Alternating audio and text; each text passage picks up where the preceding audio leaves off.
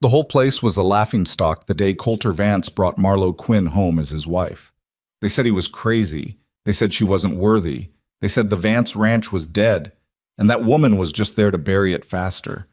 But none of them knew that the most despised woman on the frontier was carrying a business mind sharper than anyone who had ever set foot on this land. This is the story of a woman who turned humiliation into an empire. Watch until the end. Like and comment the name of the city you're watching in so I know how far my story has come. The morning Coulter Vance brought his new wife home to Broken Spur Ranch, the temperature sat somewhere around 94 degrees, the kind of heat that made the air above the road shimmer like water that wasn't there. 3 ranch hands stood near the fence line pretending to mend a post.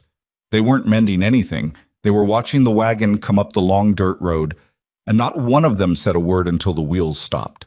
Then Denny Pruitt, who had worked the Vance land for 11 years and thought himself entitled to an opinion on most things, let out a low whistle through his teeth. "Lord have mercy," he said. Not kindly. Nobody corrected him. Marlo Quinn, Marlo Vance now, though the name still felt strange in her mouth like a stone she hadn't swallowed yet, stepped down from the wagon without waiting for Coulter to help her. She was a tall woman, broad-shouldered, with dark hair pinned up against the heat, and a face that didn't apologize for anything. She wore a practical brown dress that had seen better days, and she carried a single traveling bag that she set on the ground beside her with the calm deliberateness of someone who intended to stay. She looked at the house. The house looked back at her the way old neglected things do, silently, without welcome. Coulter climbed down after her. He was 34 years old, lean in the way of men who work hard and eat inconsistently, with sun-darkened skin and the permanent squint of someone who spent too many hours staring into open distance. He had a decent face when it wasn't set with worry, which lately it always was. "Well," he said, "here it is." "Yes," Marlo said, "I can see that." She picked up her bag and walked toward the front door without being led. Behind her, she heard one of the hands mutter something she was meant to hear. She didn't slow down. The news that Coulter Vance had gotten himself married spread across Hardin County before sundown that same day. By the following morning, it had reached Caldwell's General Store, both saloons, the county seat, and the Vance family's own dinner table, where his mother, Estelle Vance, received the information with the stillness of a woman who had long suspected her son capable of spectacular error, but had never quite expected this particular variety. "He married the Quinn girl," said Coulter's younger brother Nate, who had ridden over from his own small spread to deliver the news personally, and seemed to be enjoying it more than was strictly necessary. "Marlo Quinn, the big one, from over past the ridgeline." Estelle set down her fork. "I know who Marlo Quinn is, Nathan. She ran her father's trading post after he got sick. Some people say she's got a head for numbers. Other people say, I know what other people say." Estelle folded her napkin with great precision. "What I don't know is what Coulter was thinking." Nate leaned back in his chair. "Probably wasn't thinking. That's my guess." The broader community shared this assessment. The frontier towns of Hardin County were small enough that everyone knew each other's business and large enough that they could afford to be cruel about it without consequence. Marlo Quinn had grown up at the edges of that cruelty. She was 28 years old and had heard every variation of the joke at her expense so many times that they had stopped landing with any real force, the way a bruise stops hurting after you've pressed it enough times. She was a big woman. That was the beginning and middle and end of most people's understanding of her. She was big, and she had worked in a trading post, and she had never married, and now she had married Coulter Vance, which everyone agreed was the strangest development in recent county history. What they did not say, or said only in the quieter registers of private conversation, was that Vance Ranch was failing, had been failing for 2 years. Coulter had inherited 160 acres from his father, along with a respectable cattle operation and a name that still carried some weight in the county. He'd also inherited his father's debts, which were larger than anyone had known, and the drought that had started 18 months ago wasn't helping. The creek that watered the eastern pastures had run to a trickle. 2 seasons of reduced yields had left him behind on loan payments to Harlan Briggs at the county bank. And Briggs was not a patient man. The marriage had been practical, that was the honest word for it, though neither Coulter nor Marlo had used it directly. They'd met through a mutual acquaintance, a cattle broker named Pete Fossey, who did business with both of them. And the first conversation had been about water tables. The second had been about loan structures. The third had been the proposal, which Coulter had delivered with the directness of a man discussing a business arrangement, because that was in part what it was. "I need someone who can run the books and manage operations while I work the land," he'd said. "I need someone who won't run off the moment things get hard, and I'd rather it be a wife than a hired hand for reasons I think are self-evident." Marlowe had looked at him for a long moment. "And what do I get?" "A stake in the land, legal co-ownership, and a chance to build something that isn't going to disappear the moment my father's loans come due." "Your father's loans are your problem." "They will be our problem," Coulter said. "If you say yes." She said yes, not immediately and not without conditions, which she had written out in her own hand and made him read before they filed with the county registrar. But she said yes. What she had not said, because it was not the kind of thing that fit easily into a business arrangement, was that she had spent her entire adult life watching other people dismiss her, and she had grown very tired of it. She wanted land. She wanted something that was hers, or at least half hers, something that couldn't be taken away by the shifting opinions of people who had never looked at her closely enough to see what was actually there. Vance Ranch was barely hanging on, but it was there. And so was she.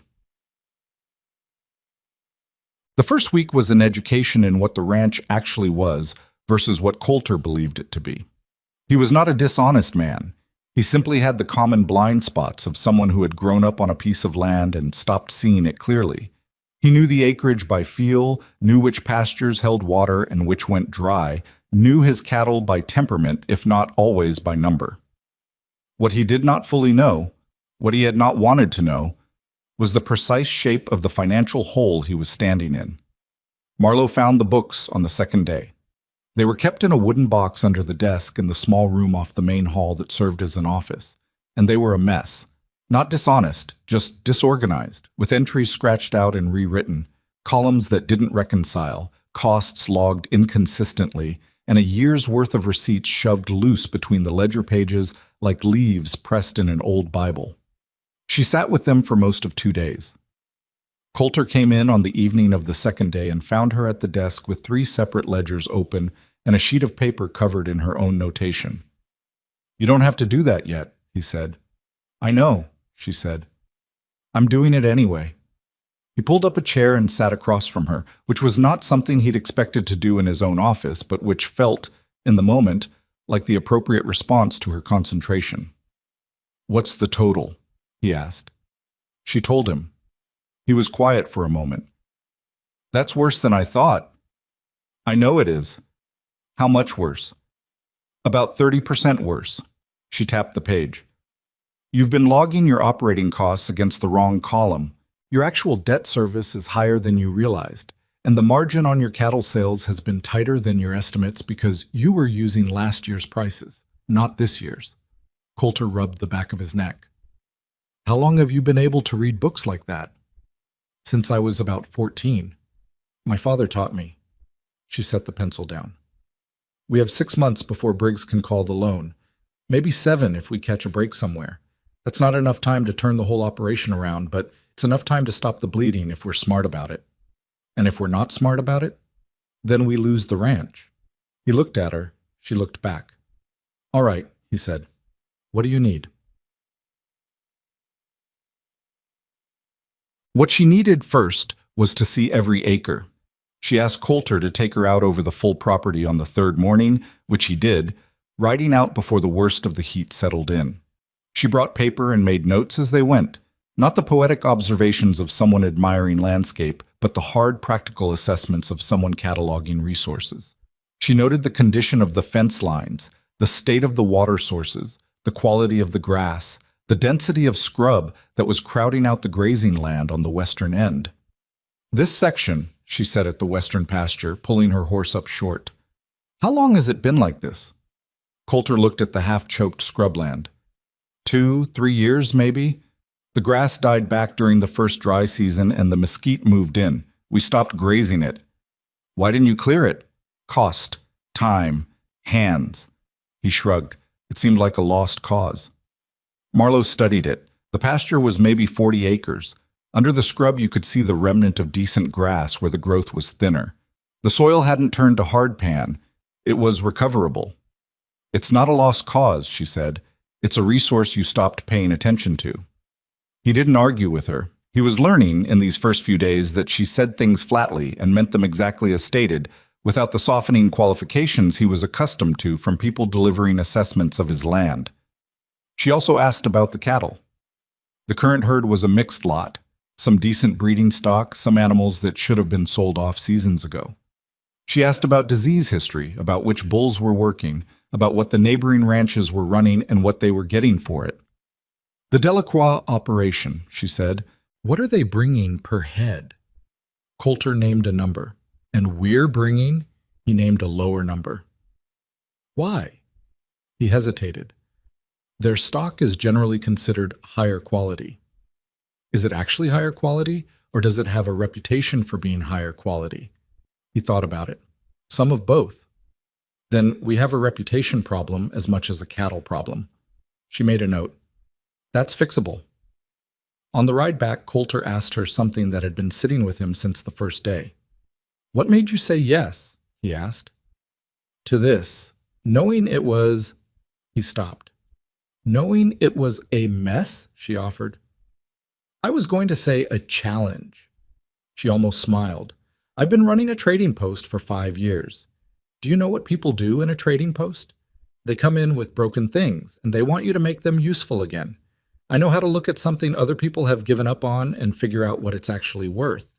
She glanced at him sideways. That's what I'm doing here. He wasn't sure if that was flattering or not. He decided it didn't matter. The neighbors noticed her presence within 2 weeks. In a county where ranching operations lived and died by reputation, rainfall, and the price of beef in the markets to the east, news traveled fast and nothing stayed private long. The word on Marlo Vance spread in pieces, assembled from fragments. She'd been seen riding the fence line at dawn. She'd been into Caldwell's and bought supplies with a list that people described as unusually specific. She'd turned away a cattle buyer who'd come offering a low price on some of Vance's older stock, which no one had ever done before. Roy Delacroix heard this last piece of information at the feed store and laughed. Roy was 47 years old, built like a man who had never missed a meal and never intended to. He ran the largest operation in the county, 400 acres, prime water rights, a cattle line that had been producing consistent results for 20 years. He had also been the person most quietly pleased by the Vance family's financial difficulties, because the eastern pastures of Vance Ranch shared a boundary with his own land, and he had been waiting for those acres to come available. He had, in fact, had a conversation with Harlan Briggs at the bank about the likelihood of that happening. Briggs had been cautiously optimistic. Now there was a wife in the picture, a wife who was turning away cattle buyers and making notes on pastures. She won't last, said his ranch foreman, a thin, leathery man named Coot Alderman who had an opinion on everything and was wrong about most of it. She'd better not, Roy said. He was not a man who made threats. He simply identified obstacles and found ways to remove them. Word also reached Estelle Vance, who drove herself over to the ranch on a Tuesday afternoon in the 3rd week, arriving without invitation and wearing the expression of a woman who had arrived to settle something.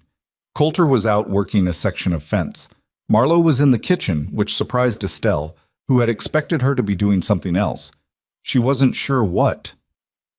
I came to see the house, Estelle said, which was not true. It needs work, Marlo said. Come in. Estelle came in. She walked through the kitchen and the front room with the slow deliberateness of a property inspector, noting the things that were the same and the things that had changed. The desk in the office was rearranged. The books were stacked differently. There was a list on the wall that hadn't been there before, a list of dates and numbers that Estelle studied for a long moment without saying anything. That's the payment schedule, Marlo said from the doorway. For the bank loans. The dates when each payment is due and how much we need to have cleared by then. Estelle turned. You put it on the wall, so neither of us forgets. My son doesn't... Estelle stopped. This is his home. It's our home, Marlo said. Not unkindly, just exactly. A silence settled between them. Estelle was the kind of woman who filled silences on principle, but something about Marlowe's manner made it difficult to find the right angle of attack. She had expected either submission or aggression and gotten neither. "People are talking," Estelle finally said. "People were talking before I got here. They're saying you're trying to run the ranch. I am running the ranch. So is Coulter. That's what a partnership is." Estelle looked at her for a long moment. She was not, at heart, a stupid woman. She could see things when she chose to look at them directly. What she saw in Marlowe Vance was not what she had expected to see, and it unsettled her in a way she couldn't quite name. "The ranch is in a bad way," she said, with less certainty than she'd had a moment ago. "Yes," Marlowe said. "It was. We're working on that." Yeah. The cleared western pasture was the first project. Marlowe contracted 2 extra hands for a week's work. Men from the county who needed the income and weren't particular about the job. She bought the tools herself from a supplier in the next town over after getting a better price than Caldwell's offered, which Caldwell did not appreciate but could not prevent. The work was hard and hot and took 9 days instead of 7. The mesquite came out in root-deep sections that had to be cut and hauled. The soil underneath was dry but workable, and she had already arranged for a modest delivery of improved grass seed from a ranch supply outfit 2 counties east, sourced from a catalog she had sent away for in her first week on the property. Coulter worked alongside the hired men for most of those 9 days. He'd expected to oversee and found himself digging, which he didn't mind. He watched Marlowe move around the edges of the work, not standing apart from it, but not performing the labor either. She was managing, tracking, calculating, making the small adjustments that kept the effort from running sideways. "Where'd you learn to run a crew?" he asked her one evening. "Running a trading post." She wiped dust off her hands. "You get deliveries that are wrong, suppliers who don't show up, customers who want one thing and say another. You learn to keep everything moving or you lose the whole day. This is different from a trading post. The land is different. The people problem is the same." On the 11th day, she walked the cleared pasture from one end to the other with him. The scrub was gone. The soil was turned. The grass seed was down, and the sky, for once, had offered a light rain 2 days prior that gave them a reasonable chance. "It'll take 1 season to establish," she said. "Maybe 2, but we'll have 40 usable acres back. At current stocking rates, that's enough to carry another 15 head through a season." 15 head didn't sound like much. In context, it was the difference between making one of the loan payments or not. Not everyone was pleased by signs of recovery. Coot Alderman made a point of stopping by the Vance property one afternoon under the pretext of returning a borrowed piece of equipment that had actually been sitting in the Delacroix barn for 6 months. He handed the tool to one of the ranch hands, stood in the yard, and looked around with the proprietary air of a man assessing something he expected to own eventually. Marlowe came out of the house. "Coot?" she said. "Mrs. Vance?" He made the title sound like a question. "Something else you needed?" He looked at her the way men of a certain type look at women they've already decided don't count. "Just checking in. Mr. Delacroix wanted to know how things were coming along." "Tell Mr. Delacroix things are coming along fine." "He also wanted me to mention—" Coot paused with the theatrical timing of someone rehearsed in this particular delivery. "That if you folks ever find yourselves needing to make arrangements on the eastern section, he's a fair man. Wouldn't want to see the bank take it when there's a better option." Marlowe looked at him steadily. "Tell Mr. Delacroix that the eastern section isn't available and won't be." "Well, sometimes what we think isn't available turns out to be when circumstances change." "Then he can check back when circumstances change," she said, "which won't be soon." She went back inside. Coot stood in the yard a moment longer, then climbed back on his horse. When he reported back to Roy Delacroix, Roy listened without expression. "She's harder than I thought," Coot said. "Everyone's harder than they look," Roy said, "until they're not." The cattle were the larger problem. The current herd consisted of 63 head of mixed longhorn stock, which was a reasonable number for the land's capacity in a good year, but put real strain on the water situation in a dry one. The quality was inconsistent, some animals in solid shape, others underfed and underlarge, a function of reduced grazing during the drought months and inconsistent supplemental feeding. Marlowe spent a week going through the herd with the senior ranch hand, a weathered man of few words named Garrett Phelps, who had been with the Vance operation since before Coulter's father died. She asked Garrett questions and he answered them, slowly and without elaboration, in the manner of someone who had learned to be careful about sharing information with people he hadn't yet decided to trust. On the fourth day, she asked him about the breeding stock. "The primary bull," she said. "What do you think of him?" Garrett was quiet for a moment. "He's getting old." "How old?" 7, maybe 8. "And his offspring?" Another pause.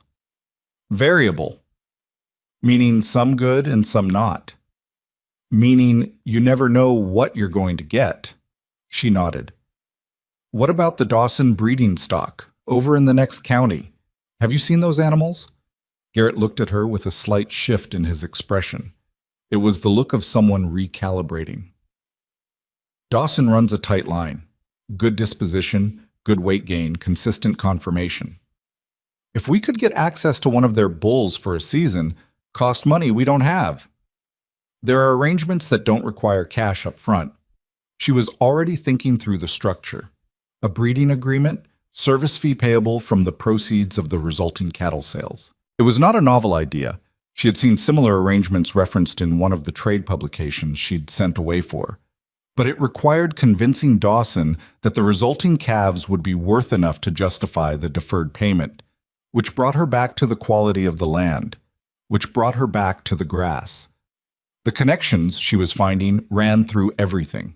You couldn't fix one thing in isolation, you had to see it whole. Coulter noticed things changing around him with a feeling he couldn't quite classify. It wasn't discomfort exactly. It was more like the slight dislocation of waking up in a room that has been rearranged while you slept. Everything still recognizably itself, but nothing quite where you had expected it to be. He had grown up with the ranch as a fixed thing, defined by its limits as much as its possibilities. He knew the bad fence line on the north side and had long since stopped thinking about fixing it. He knew the old equipment shed leaned at an angle and had gotten used to the angle.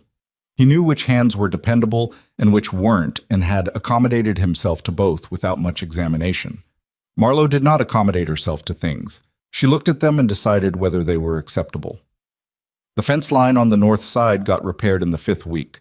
Not replaced, which they couldn't afford, but reinforced with materials she'd negotiated at a reduced rate by agreeing to pay a supplier's delivery invoice that he'd been unable to collect from another customer.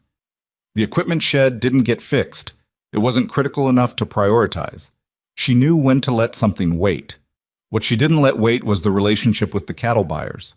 She wrote letters, actual written letters, which Coulter found formal and slightly odd, to 3 different buyers in the eastern markets, introducing herself and the Vance operation and requesting meetings to discuss the coming season's sales.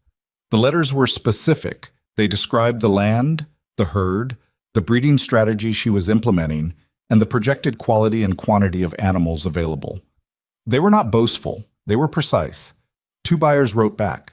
One of them, a man named Abner Kirsch, who ran a buying operation out of a town 2 days' ride east, agreed to come out and assess the operation within the month. "You think he'll actually come?" Coulter asked when she told him. "He said he would." Buyers say a lot of things. This one means it. She folded the letter. His operation has been losing ground to a competitor who's been sourcing from the Delacroix line. He needs an alternative that can offer volume and quality at better terms. "How do you know about his competitor?" She looked at him. "I asked around." He stared at her for a moment. "How long have you been asking around?" "Since the 2nd week." The humiliation came, as it always did, from an unexpected direction. It was at the county's informal cattle association meeting in the 6th week, a monthly gathering at the back room of the saloon in Millhaven, the county seat, where the major ranching interests met to share information, complain about weather and prices, and establish the social hierarchies that governed much of the county's actual business. Coulter had been attending these meetings for years, increasingly as a man whose standing was understood to be declining. Marlowe came with him for the first time, which produced a visible ripple in the room when they walked in. Roy Delacroix was there, settled into his usual chair near the front like a man who had decided long ago where he belonged and never found reason to question it. Coot Alderman stood at his elbow. Several other ranch owners occupied the remaining seats, including the Hensley brothers, who ran a mid-sized operation to the south and took most of their social cues from Roy. Marlowe was the only woman in the room. She did not make anything of this. She simply took a seat, pulled out a small notebook, and sat with the manner of someone who expected to take notes and expected those notes to be useful. The meeting covered rainfall projections, a discussion of a road repair petition to the county commission, and the upcoming fall market dates. Then Roy Delacroix introduced a discussion item about water usage along the Shared Creek tributary that ran through 3 properties, including the eastern section of Vance Ranch. "There's been a proposal," Roy said, "from the county water assessor about establishing formal allocation rights along the tributary. I think we should get ahead of that and establish an informal agreement among the affected parties." He meant to take more than his share. Everyone in the room understood this, though nobody said it directly. Coulter was about to speak when Marlowe said, "What proportion is Mr. Delacroix proposing?" Roy looked at her with the measured patience of a man explaining something to someone he found slightly incomprehensible. "This is a discussion between the ranching operations, Mrs. Vance. I'm part of a ranching operation. Coulter represents the Vance interest. Coulter and I represent the Vance interest jointly. We're co-owners of record." She held his gaze. "What proportion are you proposing?" A brief silence. Roy named a number. Marlowe opened her notebook and wrote it down. "And what's the current proportional usage based on the assessor's preliminary figures?" Roy paused. He hadn't expected the preliminary figures to be referenced. "I don't have those with me." "I do." She had sent away for them 3 weeks ago, on the theory that water rights would become a pressure point before long. She named the actual current usage proportions, which showed that Roy's proposal would give him considerably more than his current legitimate share, and the Vance property considerably less. The room was quiet. "That's a difference of about 22%, she said, "which would push our eastern pasture below viable grazing capacity for roughly 4 months of the year." She closed the notebook. "We'd need to see the proposal revised before we could agree to it." Roy Delacroix looked at her for a long moment. His expression was not angry. It was the expression of a man recalculating. "The lady's got a head for numbers," said one of the Hensley brothers, and he meant it as a joke, the kind that invites others to laugh along at the subject of it. Nobody laughed. Not because the room had suddenly become respectful of Marlowe, but because Roy Delacroix wasn't laughing, and nobody in that room was going to read a situation differently than Roy did. On the way back to the ranch, Coulter was quiet for a long time. "You'd already pulled the assessor's figures," he said finally. "Yes." "Before the meeting?" "Yes." He absorbed this. "You knew he was going to push the water issue." "I suspected. The tributary allocation is the most valuable piece of leverage he has against us. He was going to use it eventually." She looked out at the flat country passing alongside the wagon road. "I'd rather address it from a position of information than ignorance. He's not going to forget that." "No," she said, "he's not." The Dawson breeding arrangement came through in the 8th week. It required 2 trips and 3 conversations that Marlowe made herself, driving to the Dawson Ranch on the far side of the county with a written proposal that laid out the terms in the precise language she'd developed from studying the trade publications, and a model agreement she'd found referenced in a ranching journal she'd ordered from the East. Dawson was a laconic man named Earl, who had the unhurried quality of someone who had been told too many things over too many years to be impressed by much of anything. He read her proposal twice, asked 2 questions, sat in silence for a while, and then said he'd need to see the pasture condition before committing. She brought him out the following week. He walked the restored western pasture, looked at the herd, spent 30 minutes with Garrett, asking questions about the breeding history. Then he came back to where Marlowe was waiting. "Your grass needs another season," he said. "I know." "The arrangement would need to be structured to account for that." "The terms I proposed account for it. The fee is payable from proceeds on the first-generation offspring, not the current season." He looked at her. "You've thought this through?" "Yes." Another silence. "All right," he said. "I'll send the bull over in 6 weeks." When she told Coulter that evening, He sat for a moment without responding, which was becoming one of his characteristic responses to information she brought him. "Dawson agreed?" he said. "He agreed. Earl Dawson, who hasn't lent a bull to another operation in 12 years. He found the terms reasonable." Coulter looked at the wall where the payment schedule hung. He looked at the numbers. He looked at his wife, who was sitting across the table from him with a cup of coffee she had made without asking if he wanted any. She had simply made two, and was watching him with the quiet patience of someone who had already moved on to the next problem and was waiting for him to catch up. "Marlowe," he said. "Yes. I need to tell you something." She waited. "When I proposed this arrangement," he said carefully, "I told you I needed someone who could run the books and manage operations. I don't think I fully understood what I was asking for, or what you were capable of." She considered this. "Is that a complaint?" "No." He shook his head. "It's not." She nodded once and picked up her coffee. Outside, the wind moved through the grass of the restored western pasture, which was beginning, slowly, imperfectly, against the dry odds, to come back. By the end of the third month, the picture had not transformed. The ranch was still in debt. The creek was still running lower than anyone wanted. The loan payment dates on the wall were not abstract. They were real deadlines with real consequences, and some of them were close enough to keep Marlowe awake some nights, lying in the dark doing arithmetic in her head. But the pasture was recovering. The herd quality was improving incrementally. Abner Kirsch had come out, walked the operation, and left with a preliminary agreement for the fall season that offered better per-head rates than Vance Ranch had seen in 3 years. The water allocation fight with Delacroix had been temporarily stalled by the submission of a formal objection to the county water assessor, which Marlowe had filed herself with documentation attached. None of it was finished. None of it was safe. The enemies they'd made were patient men who understood that financial pressure worked slowly and didn't require dramatic action when time was on your side. And there were mornings when Marlowe rode the fence line at first light, before the heat settled in and before anyone else was up, and looked out at the flat, enduring land and felt the full weight of the gap between what the ranch was and what it needed to become. She felt it clearly, without dramatizing it, the way you feel the distance between two places when you are standing at the start of the road. It was long. It was not impossible.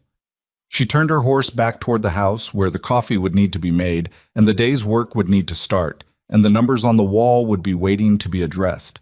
She rode back at a steady pace, not hurrying, not slowing down either. The bull arrived on a Tuesday. Earl Dawson sent him over with one of his hands, a quiet young man named Felix who rode alongside the animal's transport with the attentiveness of someone delivering something irreplaceable, which, in a sense, he was. The bull was 3 years old, dark red, deep-chested, with the calm temperament that Dawson's line was known for. Not docile, exactly, but not the kind of animal that looked for reasons to cause trouble. Garrett walked around him twice without saying anything. Then he said, "That's a good animal," which from Garrett was as close to enthusiasm as the man ever got. Marlowe recorded the arrival in the ledger and pinned the breeding agreement to the board in the office alongside the payment schedule. 2 pieces of paper that represented months of work and the first real forward movement the ranch had made in longer than anyone wanted to calculate. Coulter stood in the yard watching the bulls settle into the holding pen and said, "Now we wait." "Now we work," Marlowe said. "Waiting is what happens after." The distinction mattered. The bull was a tool, not a solution. What the next year produced would depend on the condition of the cows, the quality of the pasture, the management of the breeding rotation, and a dozen smaller decisions that would need to be made correctly more often than not. There was no guarantee built into the arrangement. There was only the possibility of a better outcome than the one they were currently heading toward. She had explained this to Coulter more than once. He understood it intellectually, but she had noticed in the months since the marriage that he was a man who needed visible progress, something he could point to: a fence repaired, a pasture cleared, an animal acquired, to maintain his confidence. The invisible work, the arithmetic done at midnight, the letters sent and the replies parsed, and the terms negotiated in language that looked like formality but was actually strategy, that kind of work didn't give him the same footing. She wasn't criticizing him for it. She just knew it about him, the way she was learning the other things. that he drank his coffee too hot and burned his tongue every morning without adjusting, that he was better with the hands when he was tired than when he was fresh, because exhaustion softened the edges of an authority he sometimes held too stiffly, that he had a habit of standing in the doorway of whatever room she was working in, not asking anything, just present, which she had come to understand was his version of checking in. She had not expected to understand him this quickly. She had not expected to find it useful. The first sabotage was subtle enough that they almost missed it. In the 5th week after the bull's arrival, one of the younger hands came to Marlowe and told her that the water trough in the north pasture had gone foul. The cattle were refusing it. He'd assumed it was a natural contamination. Sometimes things died in troughs. Sometimes the water just turned. But when she went out to look, the smell was wrong, too specific, too chemical. She had Garrett pull the trough and examine it. He found residue along the inner rim that he couldn't identify by smell alone, but which had definitely been introduced rather than developed naturally. "Someone put something in it," he said. "Yes," she said. He looked at her with the expression of a man who had been around long enough to know what that meant about who they were dealing with. "You want to tell Coulter?" "I'll tell him tonight.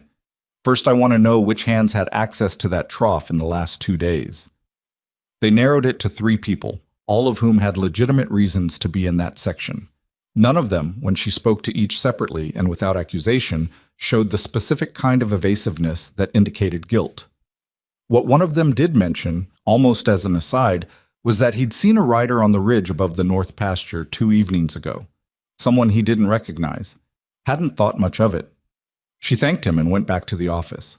When she told Coulter that night, he went quiet in the particular way that preceded anger. Not the immediate flare of temper, but the slower kind, the kind that settled in and stayed. "Delacroix," he said. "I don't know that." "Who else?" "I don't know that," she said again, more firmly. "And I'm not going to assume it. Assumptions in a situation like this can make you do things that are harder to undo than a fouled water trough." She folded her hands on the table. "We replaced the trough, we moved the herd out of that section temporarily, and we put someone on the ridge at dawn for the next 2 weeks. That costs us time and a hand. It costs us less than losing cattle." He pushed back from the table and stood. She let him walk it off. He went to the door, stood there a moment looking out at the dark yard, and came back. "All right, Umbad," he said. "There might be more of this," she said, not to frighten him, just to make sure neither of them was surprised when the next thing came. "I know," he said. The next thing came in a different form than either of them expected. It came through the county auction house, where the fall market listings were being compiled. Marlowe had submitted their offering, a detailed accounting of the animals they'd be bringing to market, their weights, their breeding line, the expected quality grade, through the proper channels, using the form she'd obtained and filled out herself. When the preliminary market catalog was published, she obtained a copy and found that the Vance Ranch listing had been placed in a lower quality classification than the documentation warranted. It was a clerical error, technically. That was the word the auction clerk used when she arrived in Millhaven to ask about it. A clerical error. "The documentation I submitted clearly indicates the breeding line and the current condition grades," she said. "The classification that appears in the catalog doesn't match those grades." The clerk was a middle-aged man named Purvis who had been running the catalog for years and did not enjoy having his work questioned, especially by someone he had not expected to be questioning it. "Classifications are at the discretion of the auction house assessors. Were the animals assessed in person? Our assessors make determinations based on submitted documentation. Then the documentation supports a higher classification. I have copies." She set them on the desk. She always had copies. Purvis looked at them without picking them up. "The catalog has already been set. Then it needs to be reset." She kept her voice level. "The classification affects our opening price and the buyers we attract. An incorrect classification costs us money we don't have to lose." He looked at her the way the auction clerk looked at the rancher's wife who had come in to argue about paperwork, which was not a look that suggested he found her compelling. "I'll need to raise it with the assessors." "I'll wait," she said. He blinked. "That could take some time." "I'll wait," she said again. She waited for 2 hours in a chair near the front of the office, working through a sheaf of correspondence she'd brought with her. At the end of 2 hours, the classification was corrected. Not because Purvis had any particular change of heart, but because she had asked to see the assessors directly and had presented her documentation with such precise specificity that there was no bureaucratic mechanism left for declining. On the way back, she stopped at the feed store and bought supplies she needed. The man behind the counter asked, with the cheerful malice of someone passing on a good story, whether she'd heard the joke going around town about the Vance wife who was trying to run a cattle operation. She had heard some version of it, yes. "What's the punchline?" she asked, because she genuinely wanted to know what they were saying. He told her. It was crude and unkind and rested entirely on her size, which most of the jokes did. She listened to it, bought her supplies, and left. In the wagon on the road back, she let herself feel it for exactly the amount of time it took to get out of sight of the town. Then she put it down. She had learned this discipline years ago. Not suppression, not pretending the thing hadn't landed, but setting a limit on how much space she allowed it to occupy. The ranch needed her full attention. The joke needed none of it. Garrett Phelps, by the 4th month, had become something she hadn't planned on, an ally. It hadn't happened through any deliberate effort on either of their parts. It had happened gradually, through the accumulation of small exchanges. Her asking questions he hadn't expected anyone to ask, him answering with more detail than he'd initially intended, both of them arriving at the same conclusions about what the land needed from different directions. He was 61 years old and had worked cattle since he was 14. He knew things about the Vance land that no document recorded, where the soil changed composition, which fence sections were built in which decade, and how that affected their reliability, which of the older cows had bad years and which were consistent producers regardless of conditions. He had kept this knowledge largely to himself for years because nobody had asked for it in a form he could usefully provide. Marlowe asked for it in exactly that form. "The southeast corner," she said one afternoon, looking at her map of the property. "You've never mentioned it." "Nothing to mention. It's been lying fallow." "Why?" He paused. "Old water issue. There's a depression in the ground out there. Collects water in wet years, which is good, but there was a bad season about 12 years back when it flooded and lost a section of fence, and Coulter's father decided the trouble wasn't worth it." "Has it flooded since?" "We've had 2 wet years since. Didn't flood either time, but nobody's gone back to it." She studied the map. The southeast corner was maybe 25 acres. If the flooding risk was manageable, and 2 dry wet seasons suggested it might be, it was another piece of the land that had been abandoned without adequate cause. "Show me," she said. He took her out there the following morning. The land was rough, the grass sparse but not dead. The depression he'd mentioned more of a gentle bowl than a true flood hazard. She walked the perimeter, reading the ground the way she'd been teaching herself to read it, looking at the drainage patterns, the vegetation distribution, the angle of the slope. "It could be brought back," she said. "Could," Garrett agreed. He was non-committal in the way of someone who has been burned by optimism before. "Not this season. We don't have the capacity to run 2 reclamation projects simultaneously." She made a note. "Next season, after the western pasture is fully established." He nodded. Then he said, "You've got a plan that goes out more than 1 season." "I've got a plan that goes out 3 seasons," she said. "After that, it starts getting speculative." He was quiet for a moment. The wind moved through the sparse grass around them. "Coulter's father," he said carefully. "He had plans too when he first took over. Good ones. He stopped. "He got discouraged," she said. "He got beaten down, is what I'd call it. The drought, the prices, the people who were always looking to pick at anything that was already weak." Garrett looked at the land around them. "This place has had a lot of people give up on it." "I don't give up easily," she said. He looked at her with the direct, assessing gaze of someone who had watched too many people say things like that and then do the opposite. "No," he said after a moment. "I can see that." The breeding results from the first rotation were starting to show by early spring. The calves that had come in under the Dawson bull were visibly different from the previous generation. Heavier at birth, calmer in temperament, with the confirmation that the Eastern buyers had been looking for. Not all of them, and not dramatically. Nature didn't work in dramatic strokes when you were dealing with cattle, but the proportion of strong calves was higher than anything the Vance herd had produced in years. Garrett walked the calf pens one morning and came back to find Marlowe and told her, with more animation than she'd ever seen from him, that 3 of the new calves in particular were exceptional. She went out to look. She agreed. She took careful notes and updated the ledger. That afternoon she wrote to Abner Kirsch.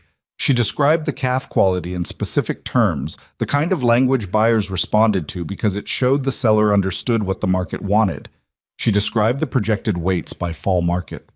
She described the trajectory of the herd improvement over the next 2 seasons. Kirsch wrote back within 2 weeks. He was interested. He wanted to know if the Vance operation could commit to volume. She wrote back with numbers she had checked 3 times before committing to them. Yes, they could commit to volume, contingent on conditions remaining within a specific range. The exchange of letters took another 3 weeks. At the end of it, they had a preliminary commitment for fall. Not a contract yet, but a stated intention from a buyer with a solid reputation that represented more forward-looking security than the ranch had had in years. When she showed Coulter the final letter, he read it twice. "He's serious," he said. "He's serious. That's—" He set the letter down. He seemed to be searching for the right word and not finding it quickly. "Marlowe, that's the first real buyer interest we've had in 3 years." "I know."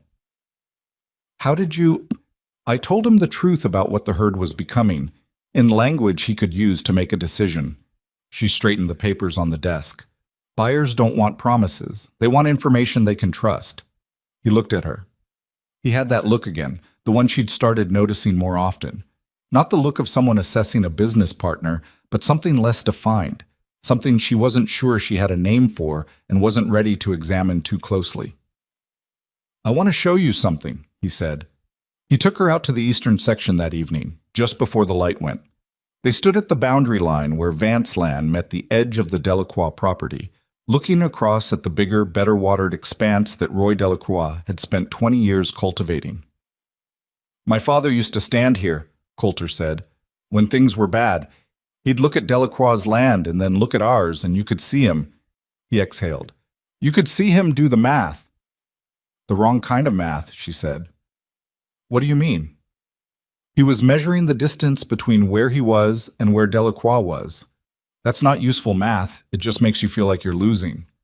She looked at the Vance land instead of the Delacroix land. "The useful math is the distance between where you are and where you can get to from here. Those are different problems." Coulter was quiet. "Your land is enough," she said. "If it's worked right, it's enough. We don't need to be Delacroix. We need to be functional, profitable, and still here in 3 years. That's the goal." He nodded slowly. "Still here in 3 years. And better than we are now," said. The second act of sabotage was not subtle at all. In the 6th month, 2 of the new calves turned up injured, not by disease, not by accident in the rough scramble of young animals, but deliberately. One had a cut tendon that would have been impossible to mistake for anything other than what it was. The other had been separated from its mother in a way that suggested the fence between their section and the adjacent grazing land had been opened and then closed again. Marlowe stood in the calf pen looking at the injured animals with a coldness in her chest that was not grief exactly, though there was some of that, but something more like the recognition of a threat fully revealing itself. Garrett stood beside her. "This wasn't chance," he said. "No." "What do you want to do?" She thought about it. The obvious response was to go to the county sheriff, but the sheriff in Hardin County was a man named Alt, who had been getting his fence repairs done by Delacroix hands for years, and was unlikely to pursue an investigation with any real energy. "I want to document it," she said. "Photographs if we can get them. Written statements from whoever found the animals and whoever was working near this section. Dates, times, details." She crouched down and looked at the tendon cut with the careful attention of someone building a record. "And I want to put someone on the south fence line at night. That'll stretch us thin." "I know." She stood. "We can't prove it yet, but we will eventually. People who do this kind of thing don't do it once." She looked at Garrett. "The next time they try something, I want us to be ready." Coulter wanted to ride straight to Delacroix's property when she told him. Absolutely not, she said. He's hurting our livestock. We don't know that. She held up a hand at the look on his face. I believe it too. I'm not saying I don't, but I'm saying that going over there with no proof and a head full of anger gives him exactly what he wants. He wants you to do something rash.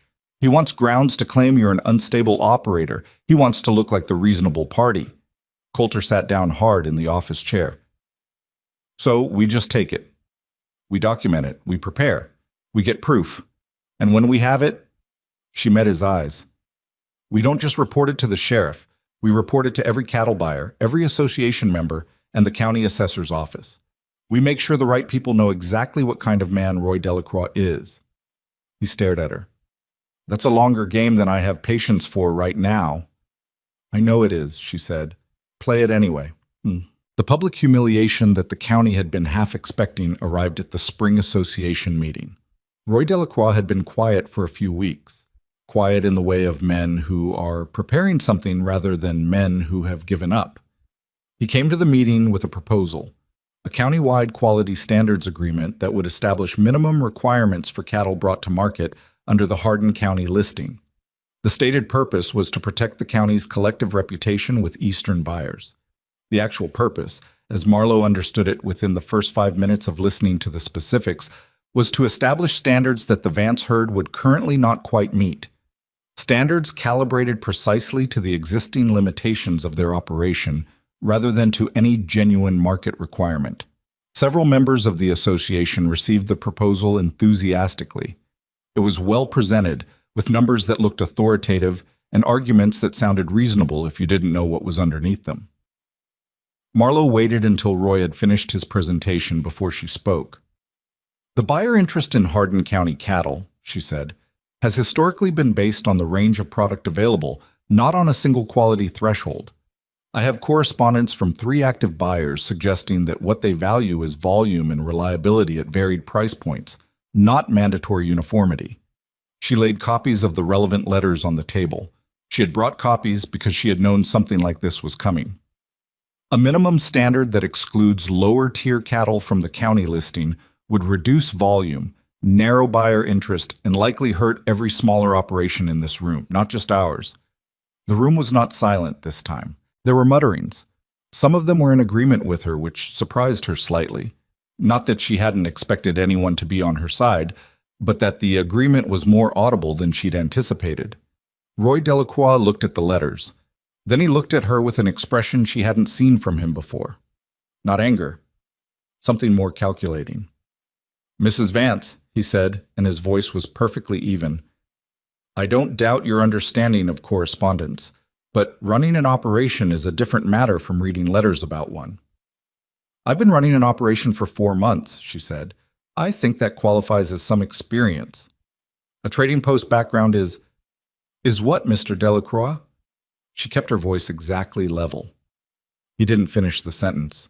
The room felt the gap where his words had been. One of the older members, a rancher named Calloway, who ran a modest operation on the north side of the county and whom Marlowe had spoken to briefly at a previous meeting, cleared his throat. The point about buyer volume is a fair one, he said. I'd want to see more data before agreeing to anything that restricts our market listing. The proposal was tabled, not defeated. Roy Delacroix wasn't the kind of man whose proposals got defeated outright, but tabled, which bought time. On the way out of the meeting, a woman Marlowe hadn't spoken to before, the wife of a mid-sized rancher named Birch, touched her arm briefly and said, low and quick, "Good for you." That was all. She didn't wait for a response. By the end of the 6th month, Marlowe had lost 11 pounds, which she noticed only because her dress fit differently. She hadn't been trying to lose weight. She had been working too hard and occasionally forgetting to eat, which was a problem she corrected as efficiently as she corrected other problems when she identified them. She started keeping a piece of bread or dried meat in her pocket during long working days, and that was the end of it. She was not sleeping as much as she needed to. She was doing arithmetic at 2 in the morning more nights than not. She had developed a callus on her right hand from the amount of writing she was doing, and her eyes ached in the evenings from the ledger work. None of this was visible to the outside world, which continued to produce its jokes and its assessments and its low expectations. In Millhaven, the story of the Vance wife was told in varying ways depending on who was telling it, usually reducing her to either a figure of comedy or a novelty, the fat woman running a cattle ranch, which was treated as inherently absurd by people who had never actually watched her work. What the town did not see was what Garrett saw, or what Coulter was slowly beginning to see. A woman who went at a problem from every angle until she found the one that would work, who kept information the way other people kept tools, organized and maintained and immediately accessible, and who had a particular capacity for absorbing setbacks, without dramatizing them, and returning to the work within an hour of being knocked sideways. She was not invulnerable. She had nights when she sat in the office after Coulter was asleep and felt the full loneliness of what she'd taken on, a fight that most people thought she was losing even as she was slowly winning it, in a place where nobody had expected her and where the welcome she'd received had been approximately none. She had come here for practical reasons and found something more complicated, a piece of land she was beginning to care about for its own sake, not just as a vehicle for proving something. That caring was a liability in some ways. It meant the stakes were higher. It meant losing would cost more than she'd originally calculated.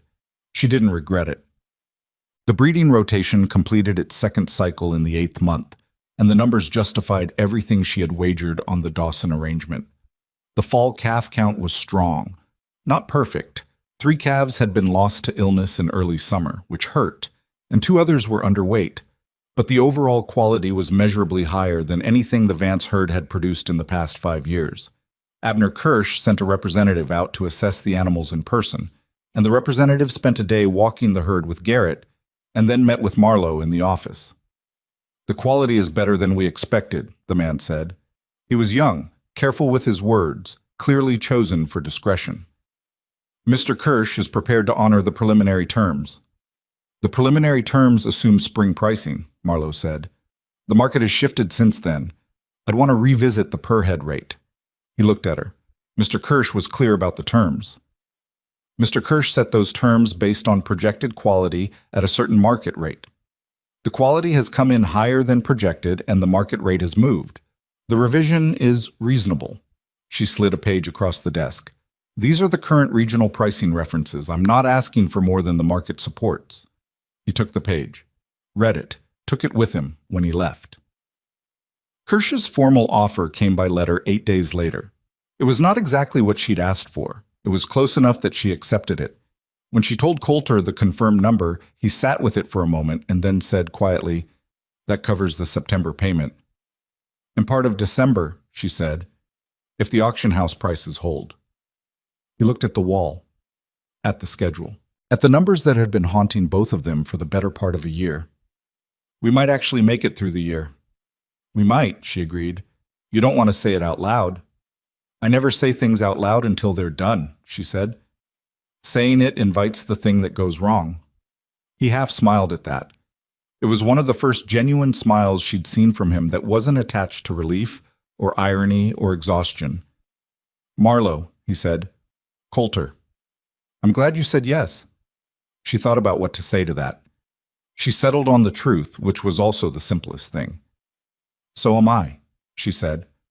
Outside, the sky was the hard, clear blue of a late summer afternoon, and the cattle were moving in the far pasture, and the land that had been dying when she arrived was still not safe, still not secure, still the subject of someone else's ambitions and the county's ongoing amusement. But it was more alive than it had been. That was measurable. That was real. The next payment date on the wall was 63 days out. She picked up her pencil and went back to work. The letter from Harlan Briggs arrived on a Wednesday morning in October, delivered by a county writer who handed it to Coulter at the gate and didn't wait around. Coulter brought it inside without opening it. He set it on the desk in the office and stood looking at it the way a man looks at something he already knows the contents of and is taking a moment before confirming.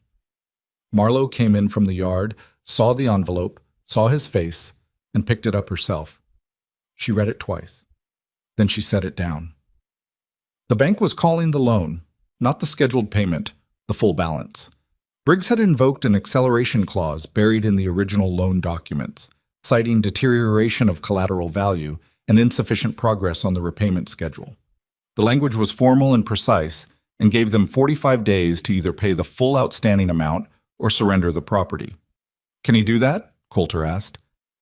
The clause is real. I found it when I went through the original documents in the first week. She had flagged it then, had known it was a risk, had hoped the payments they'd made would be enough to keep Briggs from reaching for it. And you didn't tell me? I told you the loan had risk provisions.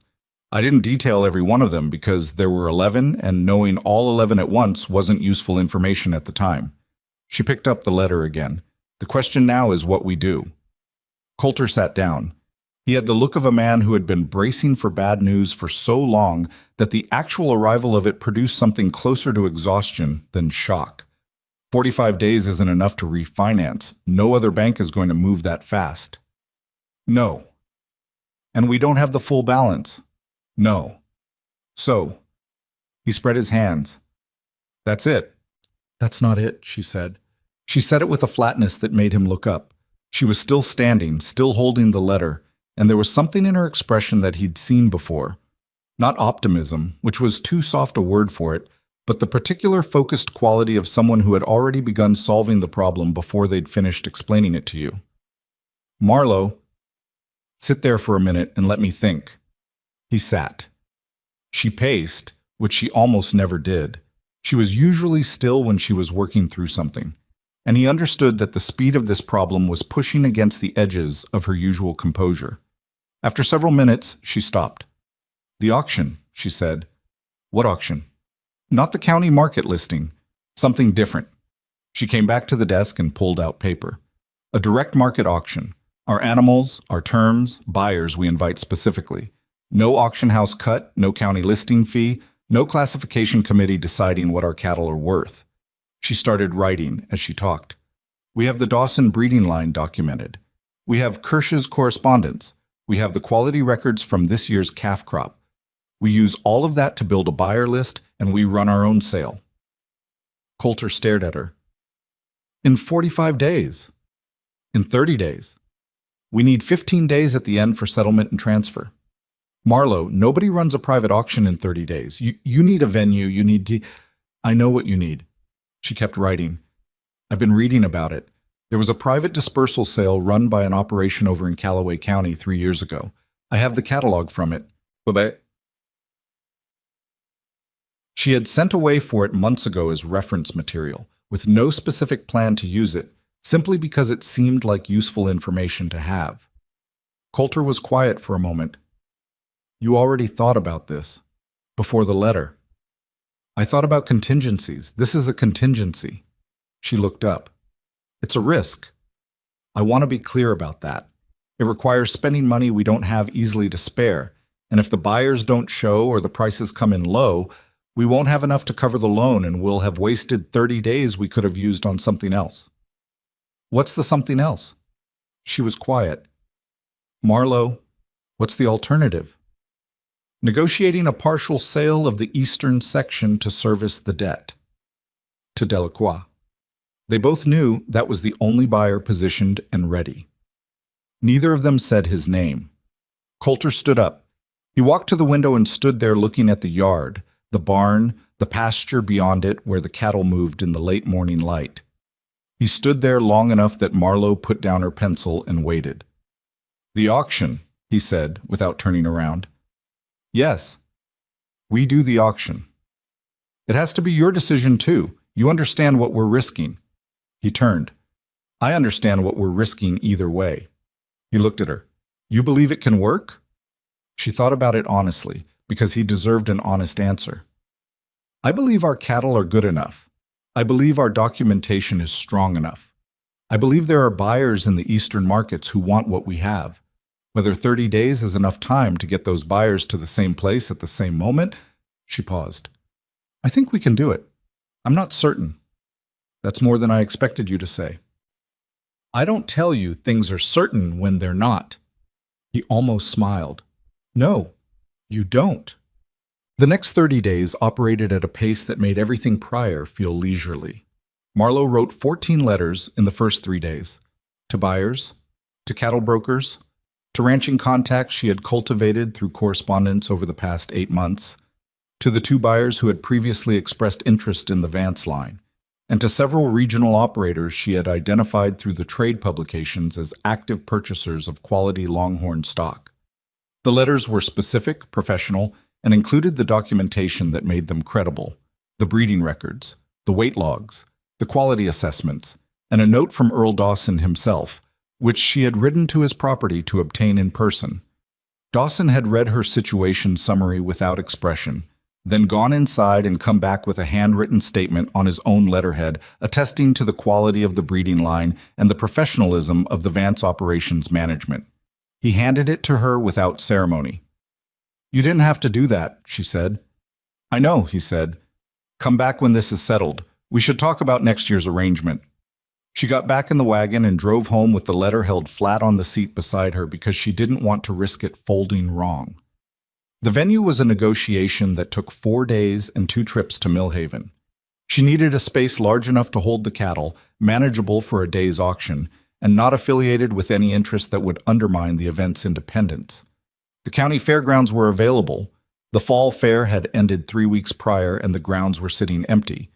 But the county facilities manager, a man named Tull, was visibly uncertain about renting to the Vance operation.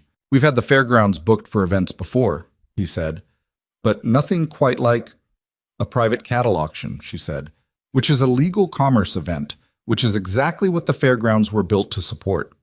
He hemmed, he hawed. He mentioned that there might be competing interest in the dates she was requesting. She asked him to name the competing interest. He couldn't because there wasn't any. She produced the booking fee in advance and put it on his desk, and the paperwork was completed within the hour. Coulter handled the practical preparations at the ranch, the conditioning of the animals, the construction of temporary holding pens at the fairgrounds, the logistics of moving the herd the day before the sale. He worked with a focused quietness that Marlowe had come to recognize as his best operating mode, the version of him that appeared when the situation was serious enough to burn away the anxiety and leave only the work. Garrett organized the hands, pulling in 2 additional men from the county on short-term hire, one of whom, a lean, capable man named Soto, had experience running cattle at formal sales and proved worth twice his daily rate in the efficiency he brought to the handling arrangements. 8 buyers confirmed. Then 10. Then, in the final week before the sale, a 12th, a buyer from a market operation 2 days east that Marlowe had never heard of until his letter arrived, responding to a contact she'd made through a broker referral chain that had taken 4 letters to establish. His letter indicated serious purchasing intent and budget that made her read it twice. 12 buyers, Coulter said when she told him. 12 confirmed. There may be a few who show without confirmation. That happens. "That's more than I thought we'd get." "It's enough," she said. "If the prices hold." If. The word sat between them like a stone neither of them wanted to pick up. Roy Delacroix heard about the auction on the 4th day of preparation. He heard it the same way he heard most things, through the network of small interactions and observations that constituted county intelligence, assembled from the feed store conversation and the fairgrounds booking and the hands talking at the saloon in Millhaven. By the time it reached him, it was fully formed. The Vance operation was running a private auction in 3 weeks, had lined up buyers from outside the county, was putting its full herd on offer to retire the Briggs loan. He sat with this information for a day before he did anything about it. The problem with the auction, from Roy's perspective, was not that it might fail. Auctions failed all the time, even well-prepared ones, and if this one did, the Vance property would be surrendered to the bank within 15 days of the shortfall, at which point it would be available through exactly the kind of distressed sale that Roy had been waiting for. The problem was that it might succeed, and if it succeeded, if Marlowe Vance managed to retire a full accelerated loan balance through a private cattle sale in 30 days, the story that would tell about her and about the ranch would be a different story than the one the county had been telling for the past year. Roy did not want that story told. He spoke to Coot Alderman on the 2nd day. He did not tell Coot what to do exactly. He described the situation and said that it would be a shame if something disrupted the Vance operations preparations at this particular moment. And Coot, who had been working for Roy long enough to understand the distance between what Roy said and what Roy meant, nodded and went to find 2 men who could be trusted to be discreet. The disruption came on the 20th day, 5 days before the auction. Marlowe was at the fairgrounds overseeing the pen construction when one of the ranch hands rode in fast from the property. His name was Denny Pruitt, the same hand who had whistled through his teeth the day she arrived. He had not become her ally exactly, but he had become reliable, which was more useful. "You need to come back," he said. "The south pasture fence is down and the herd scattered." She was on her horse before he finished the sentence. The south pasture fence hadn't just fallen. 3 sections of it had been cut, clean cuts through the wire, the kind that took a tool and intent. The cattle had drifted through the gap into the rough scrubland to the south, where the terrain was broken and the brush was thick enough to make gathering a slow and difficult job. Marlowe stood at the fence line and looked at the cuts. Then she looked at Coulter, who had arrived 30 seconds behind her. "How many head through?" she asked. Garrett, who had already been out assessing, rode back in. 40, maybe 45. The main herd is still in the north section. Whoever did it cut only the south boundary. Only the auction animals. The ones she'd been conditioning for sale. "We have 5 days," she said. "I know." Garrett's voice was flat. He was angry. She could see it in the set of his jaw. But he was the kind of man whose anger expressed itself as effort rather than noise. "Soto and I can take 4 men and start gathering. It'll take 2 days if the terrain cooperates." "The terrain won't cooperate," she said. She knew that brush. She'd ridden it. "Plan for 3. We have 2 to spare." "And if an animal gets hurt in the gather?" She didn't answer that directly because there wasn't a good answer. "Do the best you can." Coulter had been standing at the cut fence, crouched down, looking at the wire ends. He stood up. "I'm going to Delacroix." "No," Marlowe said. "Marlowe, no." She put herself between him and his horse, which was a slightly absurd positioning, and they both knew it, but it made the point. "Listen to me. If you go over there right now and make accusations without proof, he will use it. He will go to Briggs and say the Vance operator is unstable and making threats, and Briggs will use it as grounds to expedite the foreclosure before the auction even happens. Do you understand me?" He was breathing hard. The anger in him was the fast kind, not the settled kind, and it was right at the surface. "Coulter." She waited until he looked at her. "Give me 3 days." "To do what?" "To prove it, and to run the auction anyway." She held his gaze. "We can still do this. The herd isn't gone, it's scattered. Garrett can gather them. The buyers are confirmed. The venue is booked. Nothing is lost yet." He looked at her for a long moment.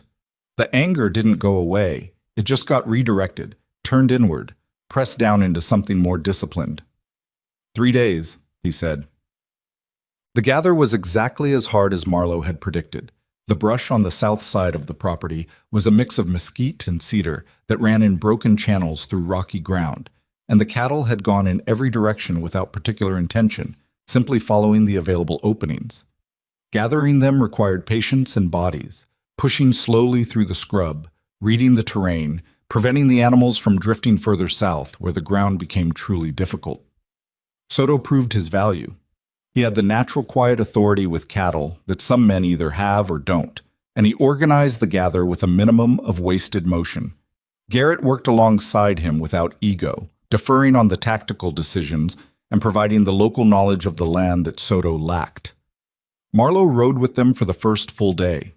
She was not a skilled enough cattlewoman to be useful in the actual gather, but she was useful on the perimeter, tracking where the animals had gone, communicating between the separate groups working different sections of the brush, making the logistical decisions that kept the effort from running into itself. By nightfall, they had recovered 26 of the scattered animals. 19 remained somewhere in the brush. She rode back to the house at dusk with dust in her hair and a deep ache in her lower back from the hours in the saddle. She ate standing at the kitchen counter because she didn't have the will to sit down, and then she went to the office and looked at the numbers one more time, running the calculation of what minimum per-head prices they needed to cover the loan balance. If they recovered all the scattered animals and the prices held, they were fine. If they recovered 35 of the 40 and the prices held, they were close. If the prices came in low and they recovered only 30, she stopped that line of calculation. It wasn't useful yet. She lit the lamp and wrote to the three most committed buyers on her list, brief notes updating them on the preparation status, not mentioning the fence, not suggesting any uncertainty, simply confirming the sale date and enclosing the final herd documentation. Professional. Steady. The version of herself she needed to be on paper regardless of what was happening on the ground. The proof she'd promised Coulter came from an unexpected direction. On the second day of the gather, one of the additional hired hands, a man named Vickers, who had been brought in for the auction preparation and had no particular loyalty to anyone, came to Marlowe and told her, with the discomfort of someone not sure they were doing the right thing, that he had been approached in Millhaven 2 weeks ago by a man he recognized as one of Coot Alderman's regular associates. The man had offered him money to report on the Vance preparation schedule, specifically when the fence line checks would be lightest. Vickers had taken the information and not done anything with it. He was telling her now because the fence had gone down and he'd done the arithmetic. She asked him to write down everything he remembered, the man's description, the location of the approach, the exact nature of what was asked and what was offered. He wrote it out slowly, with the labored handwriting of someone unaccustomed to the task, and gave it to her.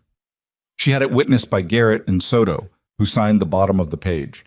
Then she made 2 copies. One copy went into the office file. The second copy she addressed to the county assessor's office, along with a letter describing the pattern of interference, the fouled water trough, the injured calves, the classification manipulation, the fence cutting, and requesting that the matter be examined as a pattern of deliberate commercial interference. She did not accuse Roy Delacroix by name in the letter, but the chain of evidence she assembled pointed in one direction without requiring her to state it directly. She gave the letter to the county writer the morning of the 3rd day.